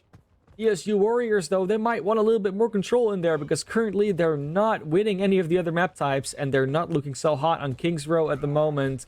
2-1 down, potentially their last round of the series. Yeah, this could be it. ESU Warriors with the back against the wall right now. Gonna have to make a tremendous push here through King's Row. They're gonna take this push very, very quickly. Immortality field already has to be committed. This Abada going down very low unable to handle all this damage coming out from Huntington Esports at the moment. Sun comes out onto Deadly Pants. They're in fact going to fall asleep. It'll be up to DH Kafka to keep the team alive for a moment. And in fact, they're going to have a hard time doing just that as the Storm Arrows find their head as well.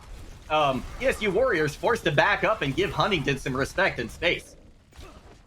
I think it would have been really funny to see Prozac come out on a Doomfist and just jump in behind them, just, take out target after target by just falling from the high grounds.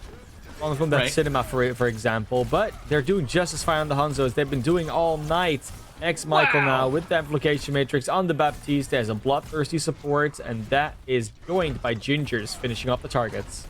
And look at this, Huntington Esports now, they've got four ultimates coming online, one already there, but ESU has been able to build up almost all of their own. So this next fight could be, if ESU Warriors can take it slow enough, to their advantage. This Abato, though, going to take an anti-day to the face. That's going to make ESU back off quite a bit right now, but that's going to allow these support ultimates to get charged. I'm going to be looking to Deadly Pants to pop an early amplification matrix as well, maybe with a Dragon Strike going through it. But if Trash Boat can land a shatter here, that could put a shutdown to all of this. There's gonna be the shatter off the back of the self-destruct. It's not gonna result in any kills, but it slows them down. Here comes Michael, though, with the tack visor now. Gonna force the recall out of Ginger as well, and now the ESU Warriors primed to take this point, especially now that they've got the sound barrier as well. Just about are going to be briefly falling asleep. They get a shatter out, takes Toxic out of the fight. But now Huntington Esports doing a pretty decent job of holding on to this point, but it's not going to be enough. ESU Warriors will be able to get at least a couple of ticks on board.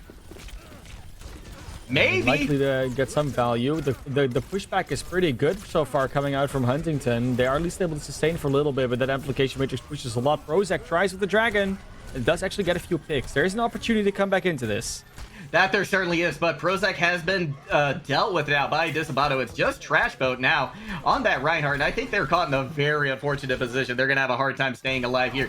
This is really just burning time off the clock at this point now for Huntington Esports side. ESU will come away with the map.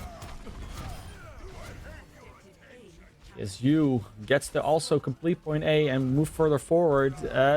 Relatively similar pace to Huntington, so at least they got that going for them. The second point and the third point is where the biggest difference can be made by Huntington by draining more time away. We know how good they are at that. Yeah, this has also been where Huntington has thrived, has been on the streets phase of a lot of these maps, right? We saw it on Iconwall, that's where they held. We saw it on Havana, that's where they held. So ESU Warriors, they really need to make sure that they don't lose momentum here. Gonna push in off the back of a Dragon Strike. Shatter going to land from Disabato, and that's gonna make a nice hole in Huntington Esports defense. Disabato takes an anti-nade, but that's only gonna briefly dissuade them, and now they're gonna get to push through a lot further through streets. Streets gonna come out here. Nice Dragon from Prozac even after the death. There's a lot of damage to the enemy with the combination with that anti-nade, and Doxic setting them up beautifully to capture this back. Especially when Ginger goes in with the nano. Exactly. Such damage coming out, but Michael able to deal with it. So ESU Warriors may, in fact, end up with control over this cart once again. Huntington having to back off momentarily, but they are going to get another opportunity to hold here. In fact, potentially even two, because ESU Warriors haven't pushed up past the bookstory yet. We're going to see them start to do that right now. Vanilla Jack going to pop this Gravitic Flux as well, looking to take out the front line, see if they can deal enough damage into them to make them a non-issue. Looks like they're able to do just that. Can they avoid the self-destruct? No, they can't.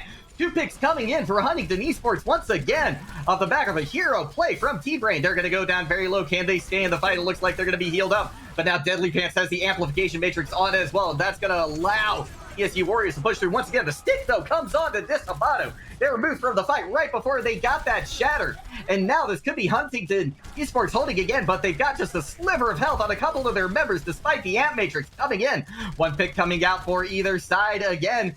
And despite ESU Warriors looking strong at first, Huntington holds. Huntington, once again, showing off their prowess on the defense. Crashboat now ready with that shatter as well. Prozac and Doxic got their ults again. They're cycling through them nicely. And all that's really to work with on the other side is Kafka with that sound barrier. And that doesn't look like it's going to be enough against all this hate.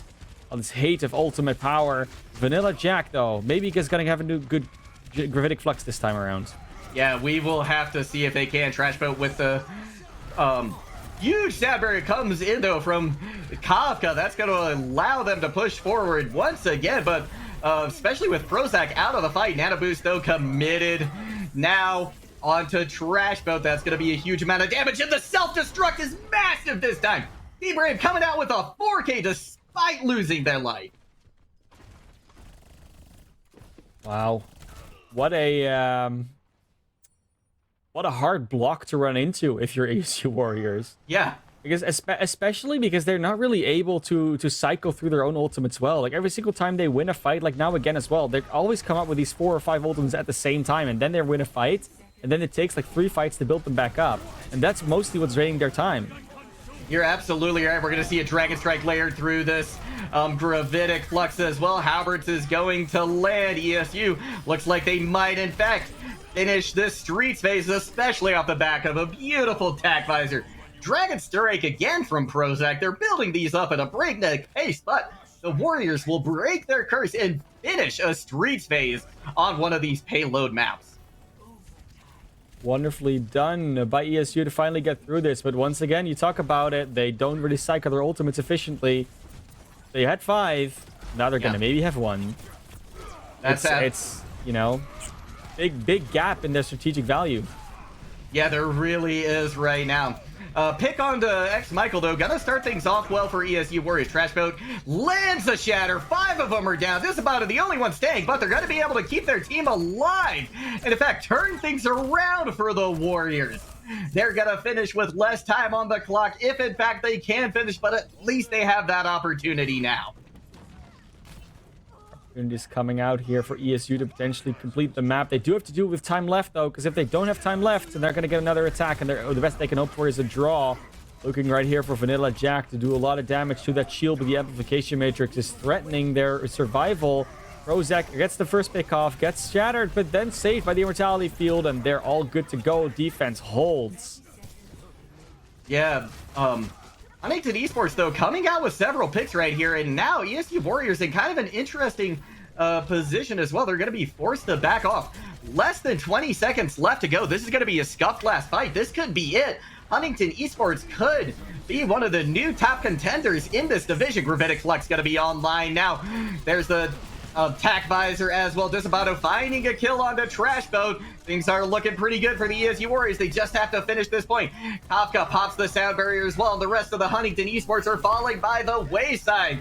Just a few meters to go, and that's going to be the Warriors finishing King's Row. But the best that they can hope for now is a tie. A tie would still give them another map, because of course we're in that first of 3 series. You have to win those 3 maps in order to actually get the series win. But they would have potentially loved to get a win out of this. Now go look forwards to Huntington to try and get that point A in 1 minute 52 on the clock. Not even the full point, just that first tick. And yeah, honestly, looking over here at the ESU, I don't know if they can do it. I don't know if they can stop them for that long. You know, both of these teams have kind of plowed through the first points on each of these payload maps that we've seen. It took Huntington a little longer, so like there's a possibility here, but that first tick was the one that got taken fairly quickly. But they got to come back after it, but that first tick is what it's all about now, so it's not the same as trying to get a full hold. Yeah, you're absolutely right. I feel like ESU would have done a little bit better choosing a Mei here on defense as well, just for the sustain. Michael is going to have it with the, with the healing pod as well, but it's not nearly as effective, I don't think, as just being able to take yourself out of the fight essentially and heal for several seconds. Huntington going with what worked before. They're starting out with the Pharah this time on attack, opting to not swap to it later on, and that could be one of the reasons as well that Michael is on the Soldier 76 too. Ginger now looking to get a little bit of value behind the shield of Disabato. Immortality Field already had to be committed by Deadly Pants as well.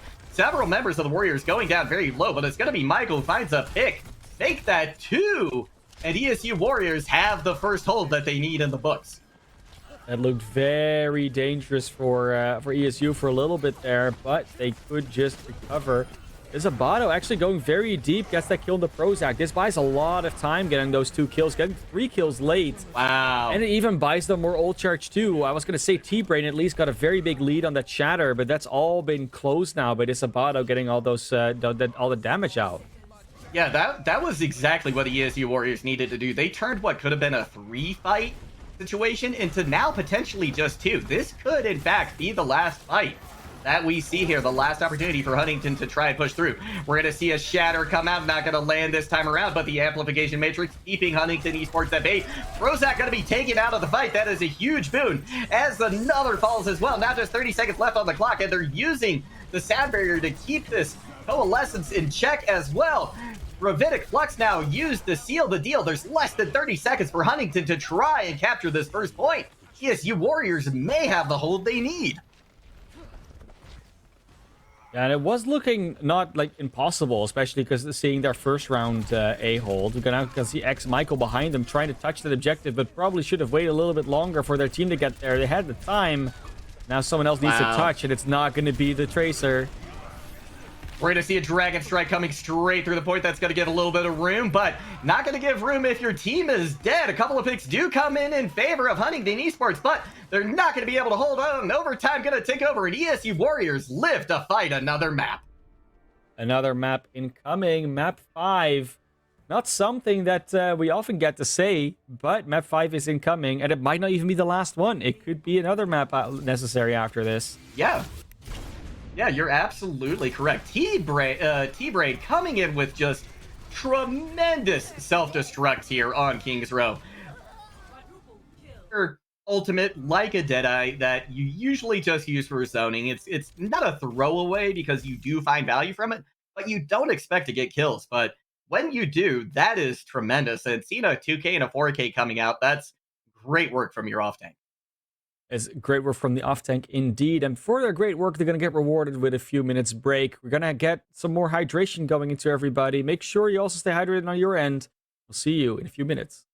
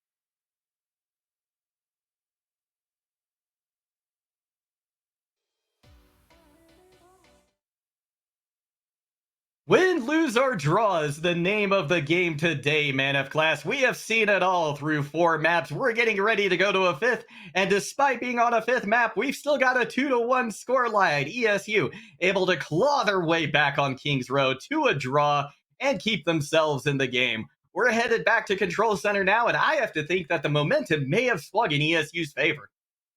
Yeah, maybe a little bit. I mean, they won the last control map in a, I wouldn't say dominant fashion, but they looked fairly convincing on the 2 points that they won.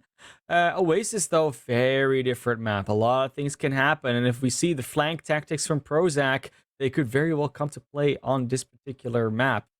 That being said, with the three stages being so different, and with the RNG of which one you get first, there could be some advantages coming out from ESU. It all comes down to which battleground they get and when they get him. You're absolutely right. We haven't seen a map that just screams dive yet. But if we head to City Center here, we may just get to see both of these teams flex onto something aside from Brawl. And that's just a big question mark, right? That's the big unknown. We have no idea what either of these teams look like on one of those compositions. So I, for one, have my fingers crossed that we head to that one because I just want to see what both of these teams are going to do to adapt to this style of map. It's a good question. And the only answer we really have is from the teams themselves. But if I have to venture a guess, I would say that we might see some different hero picks coming out, especially from the tanks and the DPS. I think the supports have been fairly consistent. We gonna see some Baptiste, gonna potentially see some Ana, some Moiras come out, maybe some Lucio depending on the stage. But what I really want to see is tanks that can either utilize high ground a bit more, maybe see some mobility, some dive tanks come in.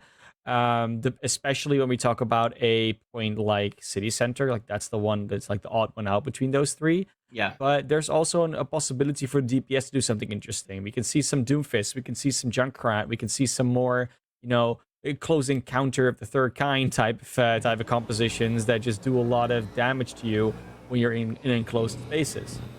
When we go to City Center, that's not going to happen though, so that's a bit unfortunate. Yeah, we are going to potentially see a new look coming from out from each of these teams if we do in fact head there. I'm going to be very curious to see how they adapt.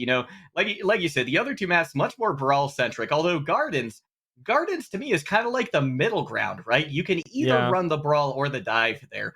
But given what we've seen from both of these teams and their comfort on Brawl, that's exactly what I'm expecting to see on Gardens, which is where we will be headed first, as a matter of fact. Gardens, it is no one's playground, it's everyone's battleground, but we're going to be seeing potentially some fire come out from Disabato, which is actually interesting. They've switched around. So Michael is still on DPS, Vanilla Jack is still on tank, Halbert is still on DPS. But Disabato now still on that Pharah, just switching around a little bit, making sure that they don't play that main tank anymore, but play the DPS. Yeah, this is a very interesting look. Double offtake again coming out from ESU Warriors, and that's what we saw on their first Control Center map as well. And yeah, very curious to see Michael and Disabato swapping roles as well. That has the potential to throw off Huntington Esports. They're going to come away with first possession, though, of this high ground, which is absolutely critical. They're going to have a hard time with it, though, because Disabato is on that Pharah. So, going to be tough to stay in a safe place, which Ginger has found out the hard way. ESU Warriors, despite not really having control over this point, looking to have control over the fight right now, especially after a pick on the Prozac. Disabato coming alive, and maybe this is the answer that they need. Point is going to flip over in favor of Huntington Esports, though despite these picks coming in, they're doing a great job of stalling out Point. They won't win the fight, but they're going to be rewarded with some ult percentage, and at the end of the day, that could come back to bite the Warriors.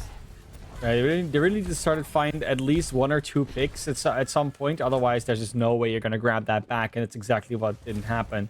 No kills, no grab back. Huntington coming out with 17%, not a whole lot to start with, and they would have rather had more control and more ult charge. But they're going to at least be able to come in now with Prozac ready to go on that Cassidy. Disabato, though, Barrage is ready, and they're looking for it. There they go.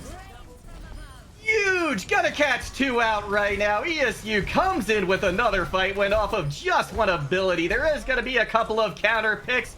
And in fact, the support line is down for the Warriors, so Huntington has an opportunity.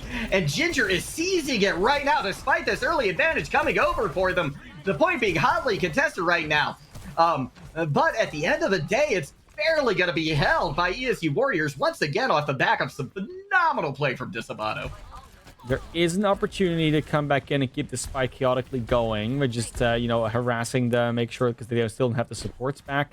But that window has pretty much closed now that Disabato has their Mercy back. They have quick respawns with the Symmetric Teleporter. That's an advantage they can abuse, but then they need to start to fight off with the teleport in the right place and really quickly attack. That they do. They're going to have a hard time pushing out of this room right here because the rockets are raining down from above. Prozac now looking for an opportunity to clip those wings just a little bit. They're going to be able to get Disabato down fairly low. Going to take them out of the fight for a moment, but not permanently. In fact, Disabato going to come back and find a kill on the Michael. Doxic forced to use now that sound barrier to keep themselves alive, and it looks like it might have done some good because Michael is out of the fight as well. But Disabato with a 3K barrage!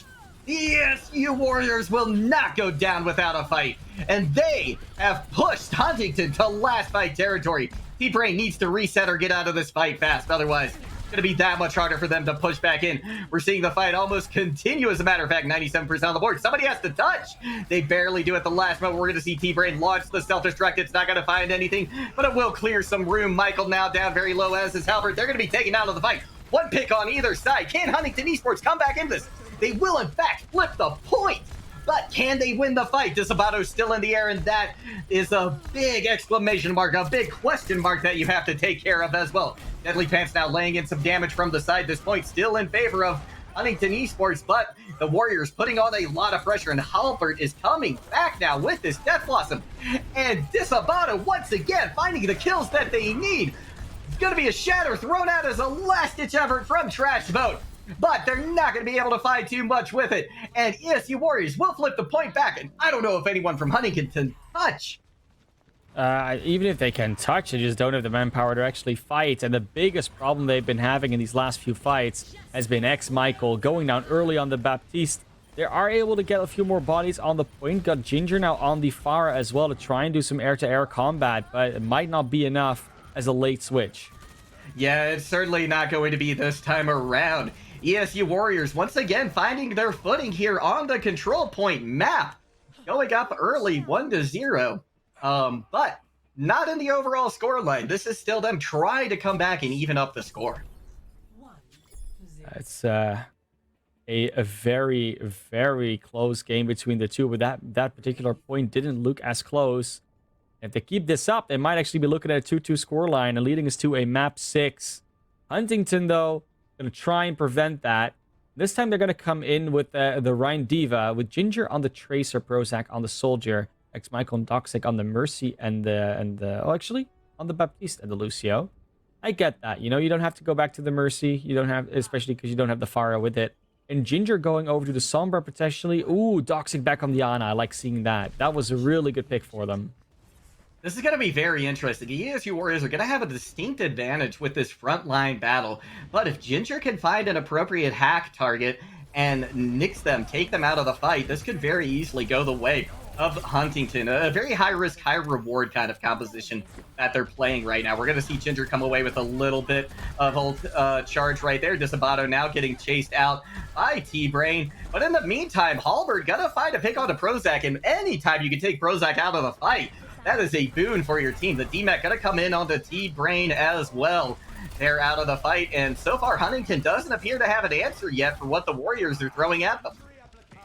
You're looking for Ginger to do one of two things. Either they keep disabling key heroes that can then get taken out, or they just continuously farm EMPs and just throw them out like they're candy, because that is the other style of Sombra that I really love to see.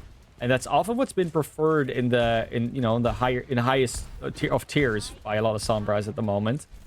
Doesn't mean it's always the right answer, but in this case it might well be. Just keep disabling them with EMPs and hacks all the time. Deadly Pants coming out with an early advantage. Disabato going to snowball that into a bigger one. Now they've just got Doxic on the support line. Big anti-nade hits though, but they're not able to do any with it. They're not able to finish off Disabato, who's able to kite away from that damage. and the Warriors right now on control just look unstoppable. They really do. As far as is a problem that they might potentially be wanting to bring to other maps as well, because it's just ridiculous how much value Disabato is getting.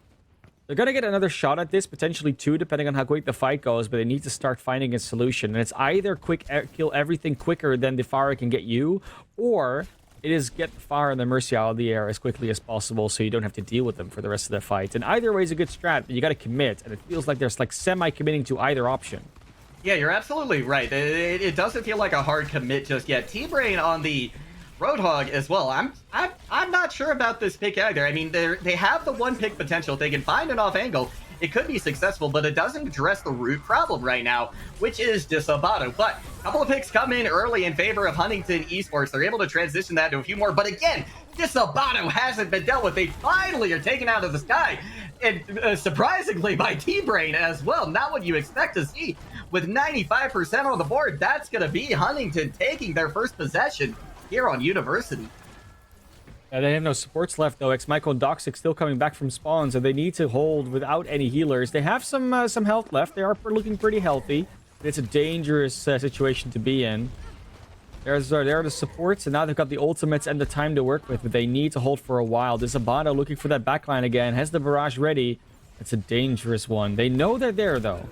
That they do. Prozac now with an idea of where they are. They're going to need to try and clip those Mercy's wings as quick as they can. Graviton Surge now committed by Michael. This could be big, but Disabato's out of the fight. Once again, due to the Roadhog of all players. But the Vanilla Jack comes in with a huge Gravitic Flux. This could be ESU Warriors coming back, taking this point. Trash Bell with a massive shatter. Can they convert it into a fight win? On the back of that whole hog, they certainly can. Huntington gonna be able to hold. They had to use maybe a few ultimates that they wanted, but they still are coming out on top in terms of the ult economy. This Abada with a barrage is going to be the biggest thing. They've got a sleep dart, they've got a hook, and they've got a flashbang and an immortality field, plus a barrier. Like, there's so much that can stop, delay, or can outright cancel that barrage that they should be fine to not lose 4 members to it again. Yeah, they should be, but we're we're going to have... looking. He's lurking and looking. He wants to be hooking.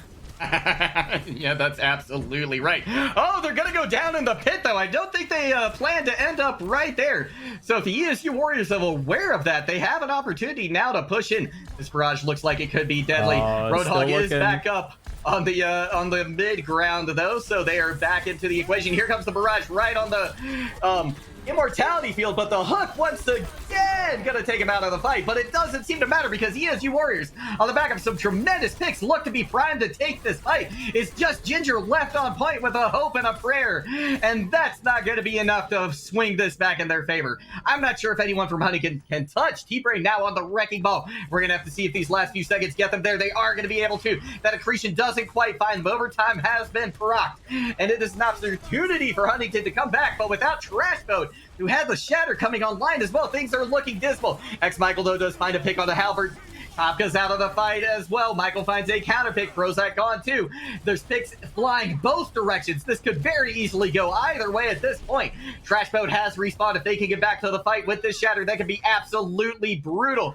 But can anyone even touch? It's barely procced once again, but the kill's still coming in favor of ESU Warriors. Trash Boat has to come up with a tremendous shatter here to maybe hold on for dear life, but it looks like that's not going to be in the book. They throw it out, and ESU takes us to a game number 6. Game 6 incoming. I am all for it. I am here. We're going to go straight into it as well. Rialto is on the menu, on the docket, on the map, on the next travel destination. And I mean, you look back and forth between what these two teams have been doing, and Huntington still feels like the favorite. But with this new discovery of the Pharah, Rialto could be the final map that is in control that ESU actually is able to take away. It could be. I mean, they're going to need to reverse their fortunes, though, because so far it has been Huntington on top, right? Whenever we see a payload map. So I have to agree with you. I think that the advantage is in their hands. But, you know, we've talked about adaptation a few times during this broadcast, and I think it has to come up again because we have seen the adaptation now come out from ESU. You know, maybe they needed Disabato swapping onto that Pharah. Maybe they didn't. Maybe they would have taken the control map anyway. But it does bring a new piece to the puzzle that now Huntington is going to have to try and solve. Yeah, and I feel like they started solving it fairly decently in the end. I mean, the Roadhog in and of itself was a very good counter to that Pharah. It was just that they didn't have enough room and time to work with anymore for that solution to really pan out. They were always going to lose like one fight, maybe still, because of like a barrage and something else coming in.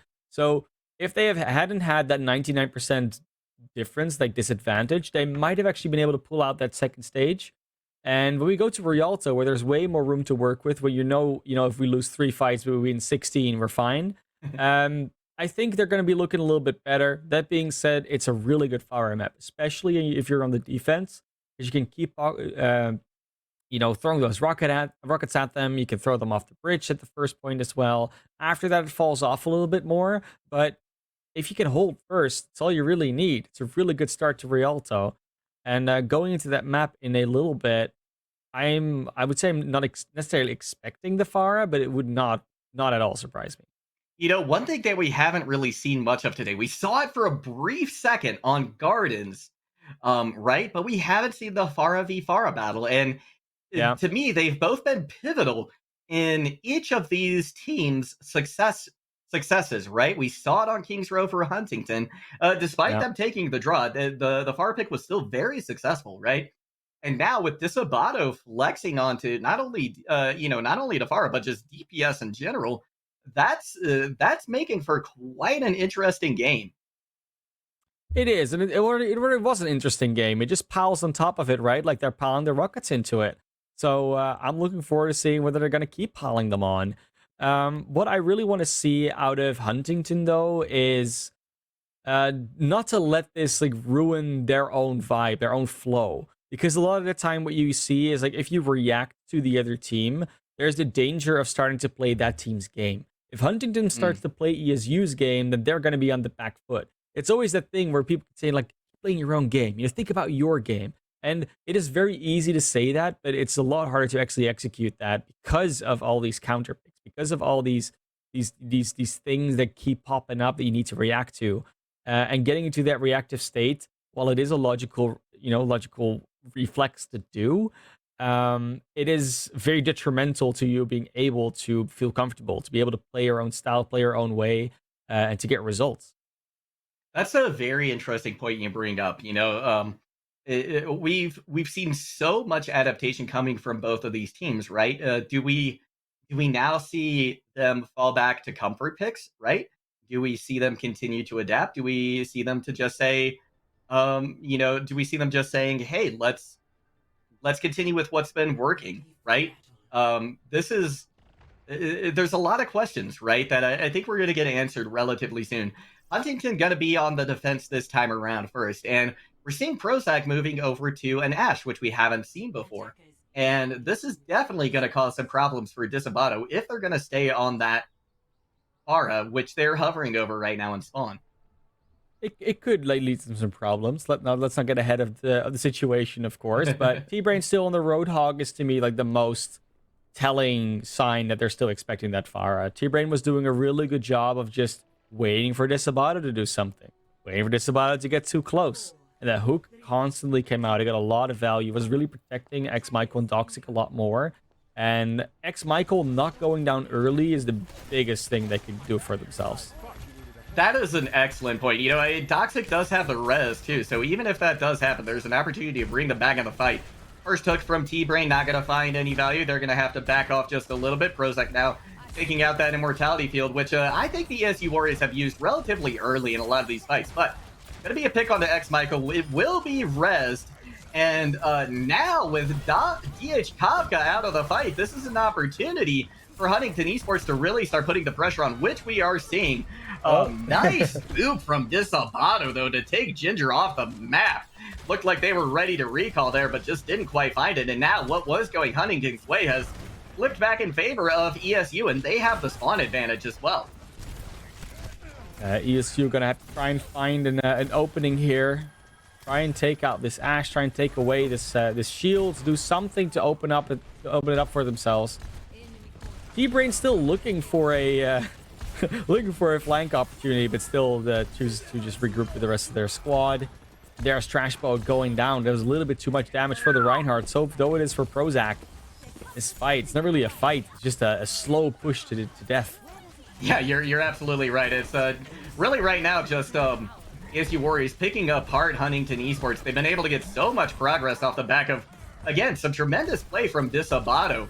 You know, they have Prozac on the Ashe. They've got T-Brain on the Roadhog, but right now that doesn't appear to be doing what they need it to do. It's giving up so much utility to try and deal with the Fire Mercy that you're not even doing that much pressure on, and you take away so many tools for the rest of your front line and your back line. It's almost, you gotta question whether it's worth it. It's always a question, is it worth it trying to counter this Pharah? How much do we take away from the rest of our team? And in this case, it looks like it's too much. It really does. We're going to see both support ultimates committed now from the ESU Warriors to try and continue this push. T-Brain going to be taken out of the fight. And Disabato looking for a barrage. Once again, they've got a great opportunity here. They're not going to take it at the moment, but they take it on this moment. And once again, ESU Warriors find the answer that they need to this Huntington Esports squad. They are looking unstoppable now. This is a completely different look coming out from ESU. I want to see them go on the Fire Mercy of their own. I want to see how ESU is going to deal with it, because ESU hasn't really had to. And this is the time. This is the time to try it out. If you're going to, and Ginger is doing exactly that. That they are. Nice hook comes in. Michael gonna go down to about half health, but they will be healed back up. Graviton Surge now committed. ESU Warriors have an opportunity with this Dragon Strike to take out many of the team. They're gonna be able to do just that, and the ESU Warriors, they make short work of not only first, but second point of Rialto. And that was not the fight you were expecting to win as Huntington anyways. We had just swapped. It was close to the end. You know, they have ultimates. And this is the point where they got to start trying to find some value here. From the Fire Mercy, from Trashboat's ult, from X Michael's ult, potentially. And they don't have that many ultimates to run into either. So they are in a pretty good spot to try and get a comeback going here. That they are. They have the tools that they need. They just have to make sure that this barrage isn't going to land. What will land is the Shatter, briefly negating Vanilla Jack's usefulness in the composition. Halbert taken out shortly thereafter.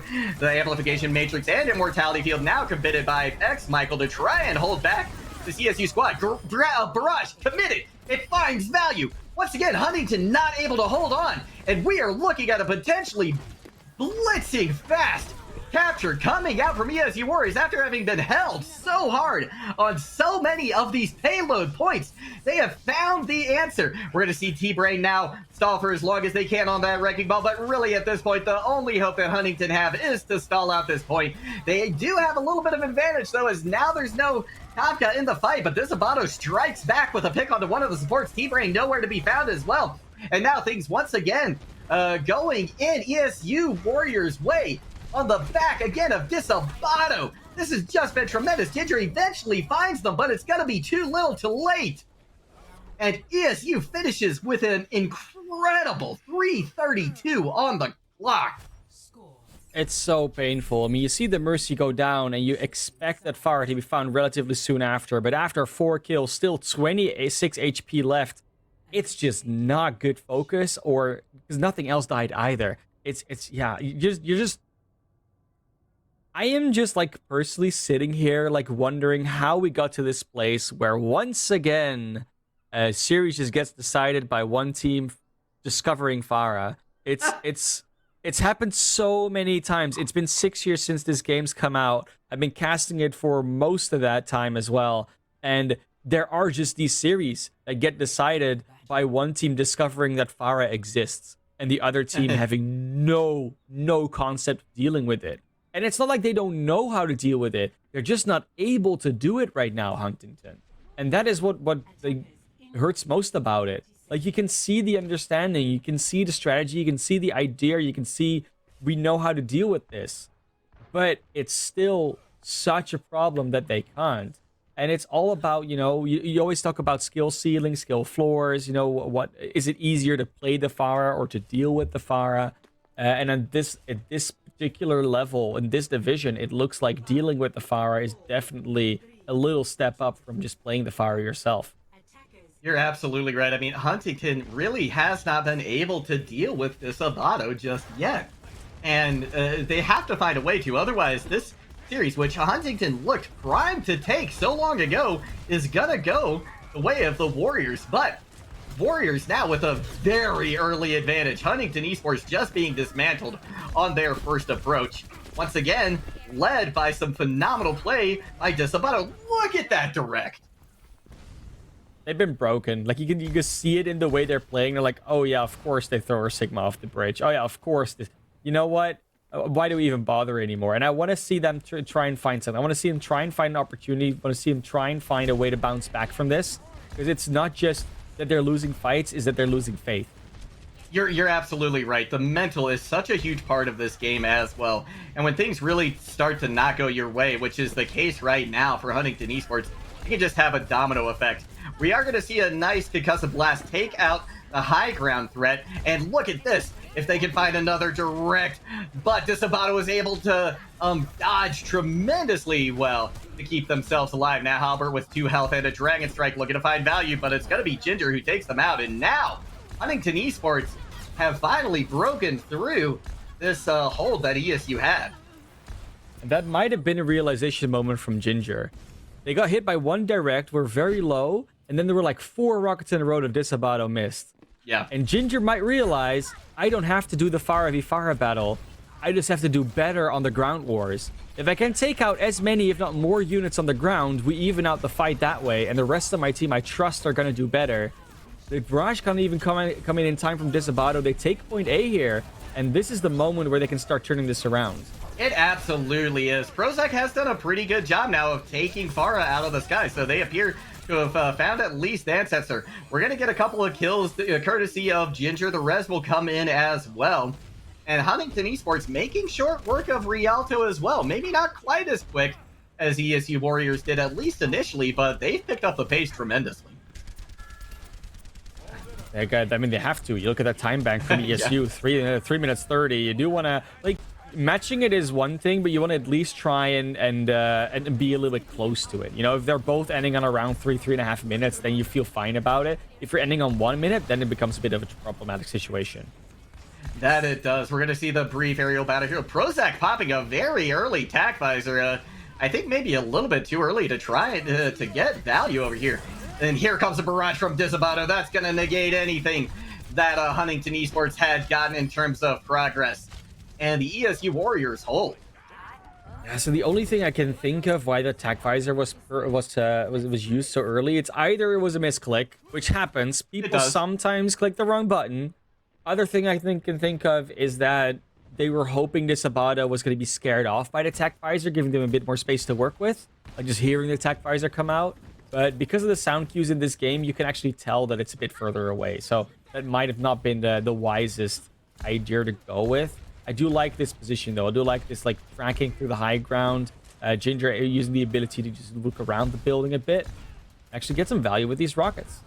Yeah, they certainly are. They're getting gonna be close to this barrage, I think, during this next fight. But Halbert has this Dragon Strike, which could be devastating. We're gonna see the Immortality Field now committed early on by Deadly Pants. Self-destruct going to be thrown out by T-Brain. They've been big in the past. They do find Halbert. That's still value. That's still a good kill right there. The Graviton Surge going to land, but Disabato only finds 1 pick off of it, but it is X-Michael, and that's big. T-Brain going to be demeched as well. And once again, this is a really brutal battle. We have the res. Docs are going to be taken out by the barrage, but at the end of the day, Huntington will cap and get the C3rd. So many small things that happen there. Because Halbert goes down, there is no opportunity for the Graph Dragon. Because Vanilla Jack gets stunned under the Graphitic Flux, it mitigates a lot of damage. And then, yeah, the barrage is there, but it's so late because Disabato didn't start off the fight with it. Now Ginger will have theirs. They're still making good time. They are, you know, again, they are behind. They aren't as fast, but they're finding more and more as this map goes on. That's a good combo. Graphitic Flux, Tac Visor. They're just going to keep rolling, and they're going to keep trying to get this time bank as high as possible. 3 minutes 20 on the clock at the moment. Yeah. And Huntington Esports looks like they have the tools to do it as well. They're going to get an exit pick potentially onto this Zarya as Oh, well. And now with nice. just a few meters to go, and the ult's firmly in favor of Huntington Esports, this is all but over for them. We're going to get a barrage coming out from Ginger. It does find Disabato, and that's a big pick onto the Mei. T-Brain there as well with a nice pick. Huntington Esports doing a great job coming back into this. They just have to take care of Michael. Last monkey on the point. Disabato has respawned. Halbert may be able to touch, but no, they won't. 46 seconds, the time separating these two. And I got to tell you, we are going literally the distance on this game. And now we're in the flip situation. Huntington Esports has figured out their problem with ESU. And ESU is now in the situation where they say we can try and play this the way we were playing it in round 1 and 2. But it looks like they figured out what we were up to. So now they're in a position where they might have to adapt again. And they're having to deal with the Pharah while they're trying to play their own Pharah. And that's a very different dynamic. So Huntington is trying to flip the script on them and doing a really good job of it so far.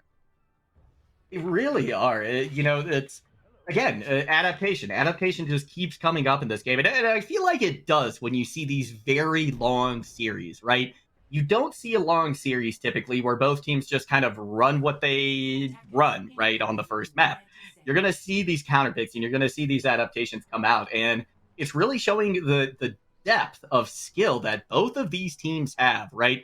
These are absolutely two of the top teams in this NECC tournament right now. And regardless of how this series goes, the next time they meet, it could really go either way. So I can't wait to see how this is going to end. I can't wait to see what they're going to do in the future. Now we've got ESU Warriors on the defense once again. Pharah's in the sky, and we are certainly going to see a lot of fireworks fly. Jungle God might already be ringing the playoff bells, but we're still here in this last map between the two.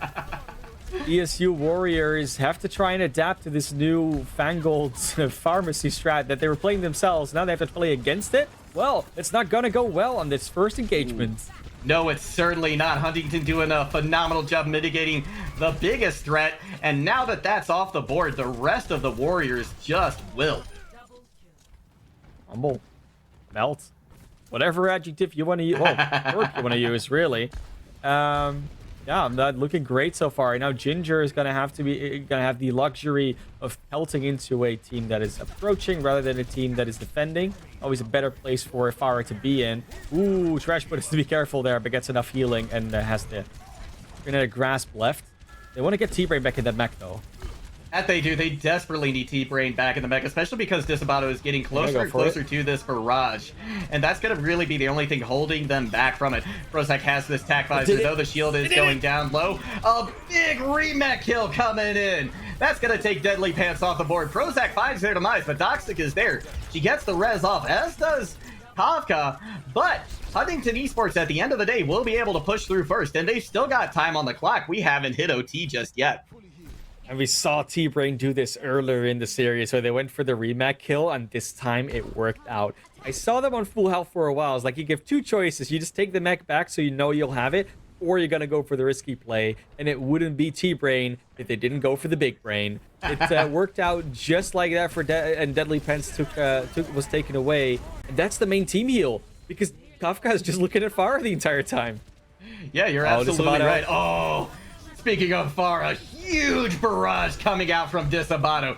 This could be where the cart stops for Huntington Esports. It is. But they made a tremendous amount of progress. T-Brain gets an exit kill, but they're going to be demeched and dealt with in short order.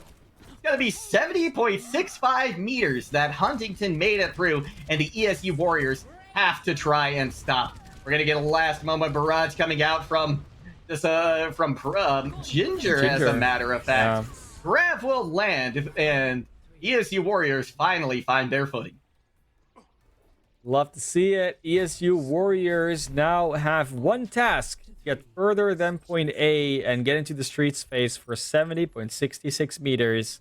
Not a tremendous distance, but depending on how they grab point A, they might be held a long time to cross that bridge. Pharah is really good at dealing with bridge crossers because there is the bridge next, there's water next to it, so you can't go anywhere else but on the bridge. And B, well, they're running at you, so you know exactly where to place the rockets before they get there and have a nice trajectory for it. and high ground advantage. So lot to go off of. But first they gotta protect point A, make sure that it doesn't get capped. And 2 minutes 64 or 46 is not a whole lot of time to cap point A at most of the time. Like you do want to have some luxury to work with. And while we saw 2 minutes was plenty for Huntington, it can just turn around on you, especially because the fire game from Ginger has been very decent so far. It really has. Ginger, they stumbled, I feel like, initially on this Pharah pick on Rialto, but they were eventually able to find, what they needed to in order to find success and in order to, really mitigate Disabato's value, at least to an extent. Disabato is still finding value, don't get me wrong, right? They were the ones who stopped that cart almost single-handedly with the barrage. So, it's almost like who's got the more effective Pharah? Which Pharah is going to strike first in these engagements? And that's really going to be who wins these battles. To see Ginger starting to build up. They're already 20% of their ult. Nice concussive blast. Gonna put Deadly Pants in an unfortunate position, but it's gonna be X-Michael who instead finds themselves on the receiving end of this damage. ESU Warriors off to just as quick a start as Huntington was on their attack. We might see a healthy time bank going in the streets. And this is some pro strategy for everybody.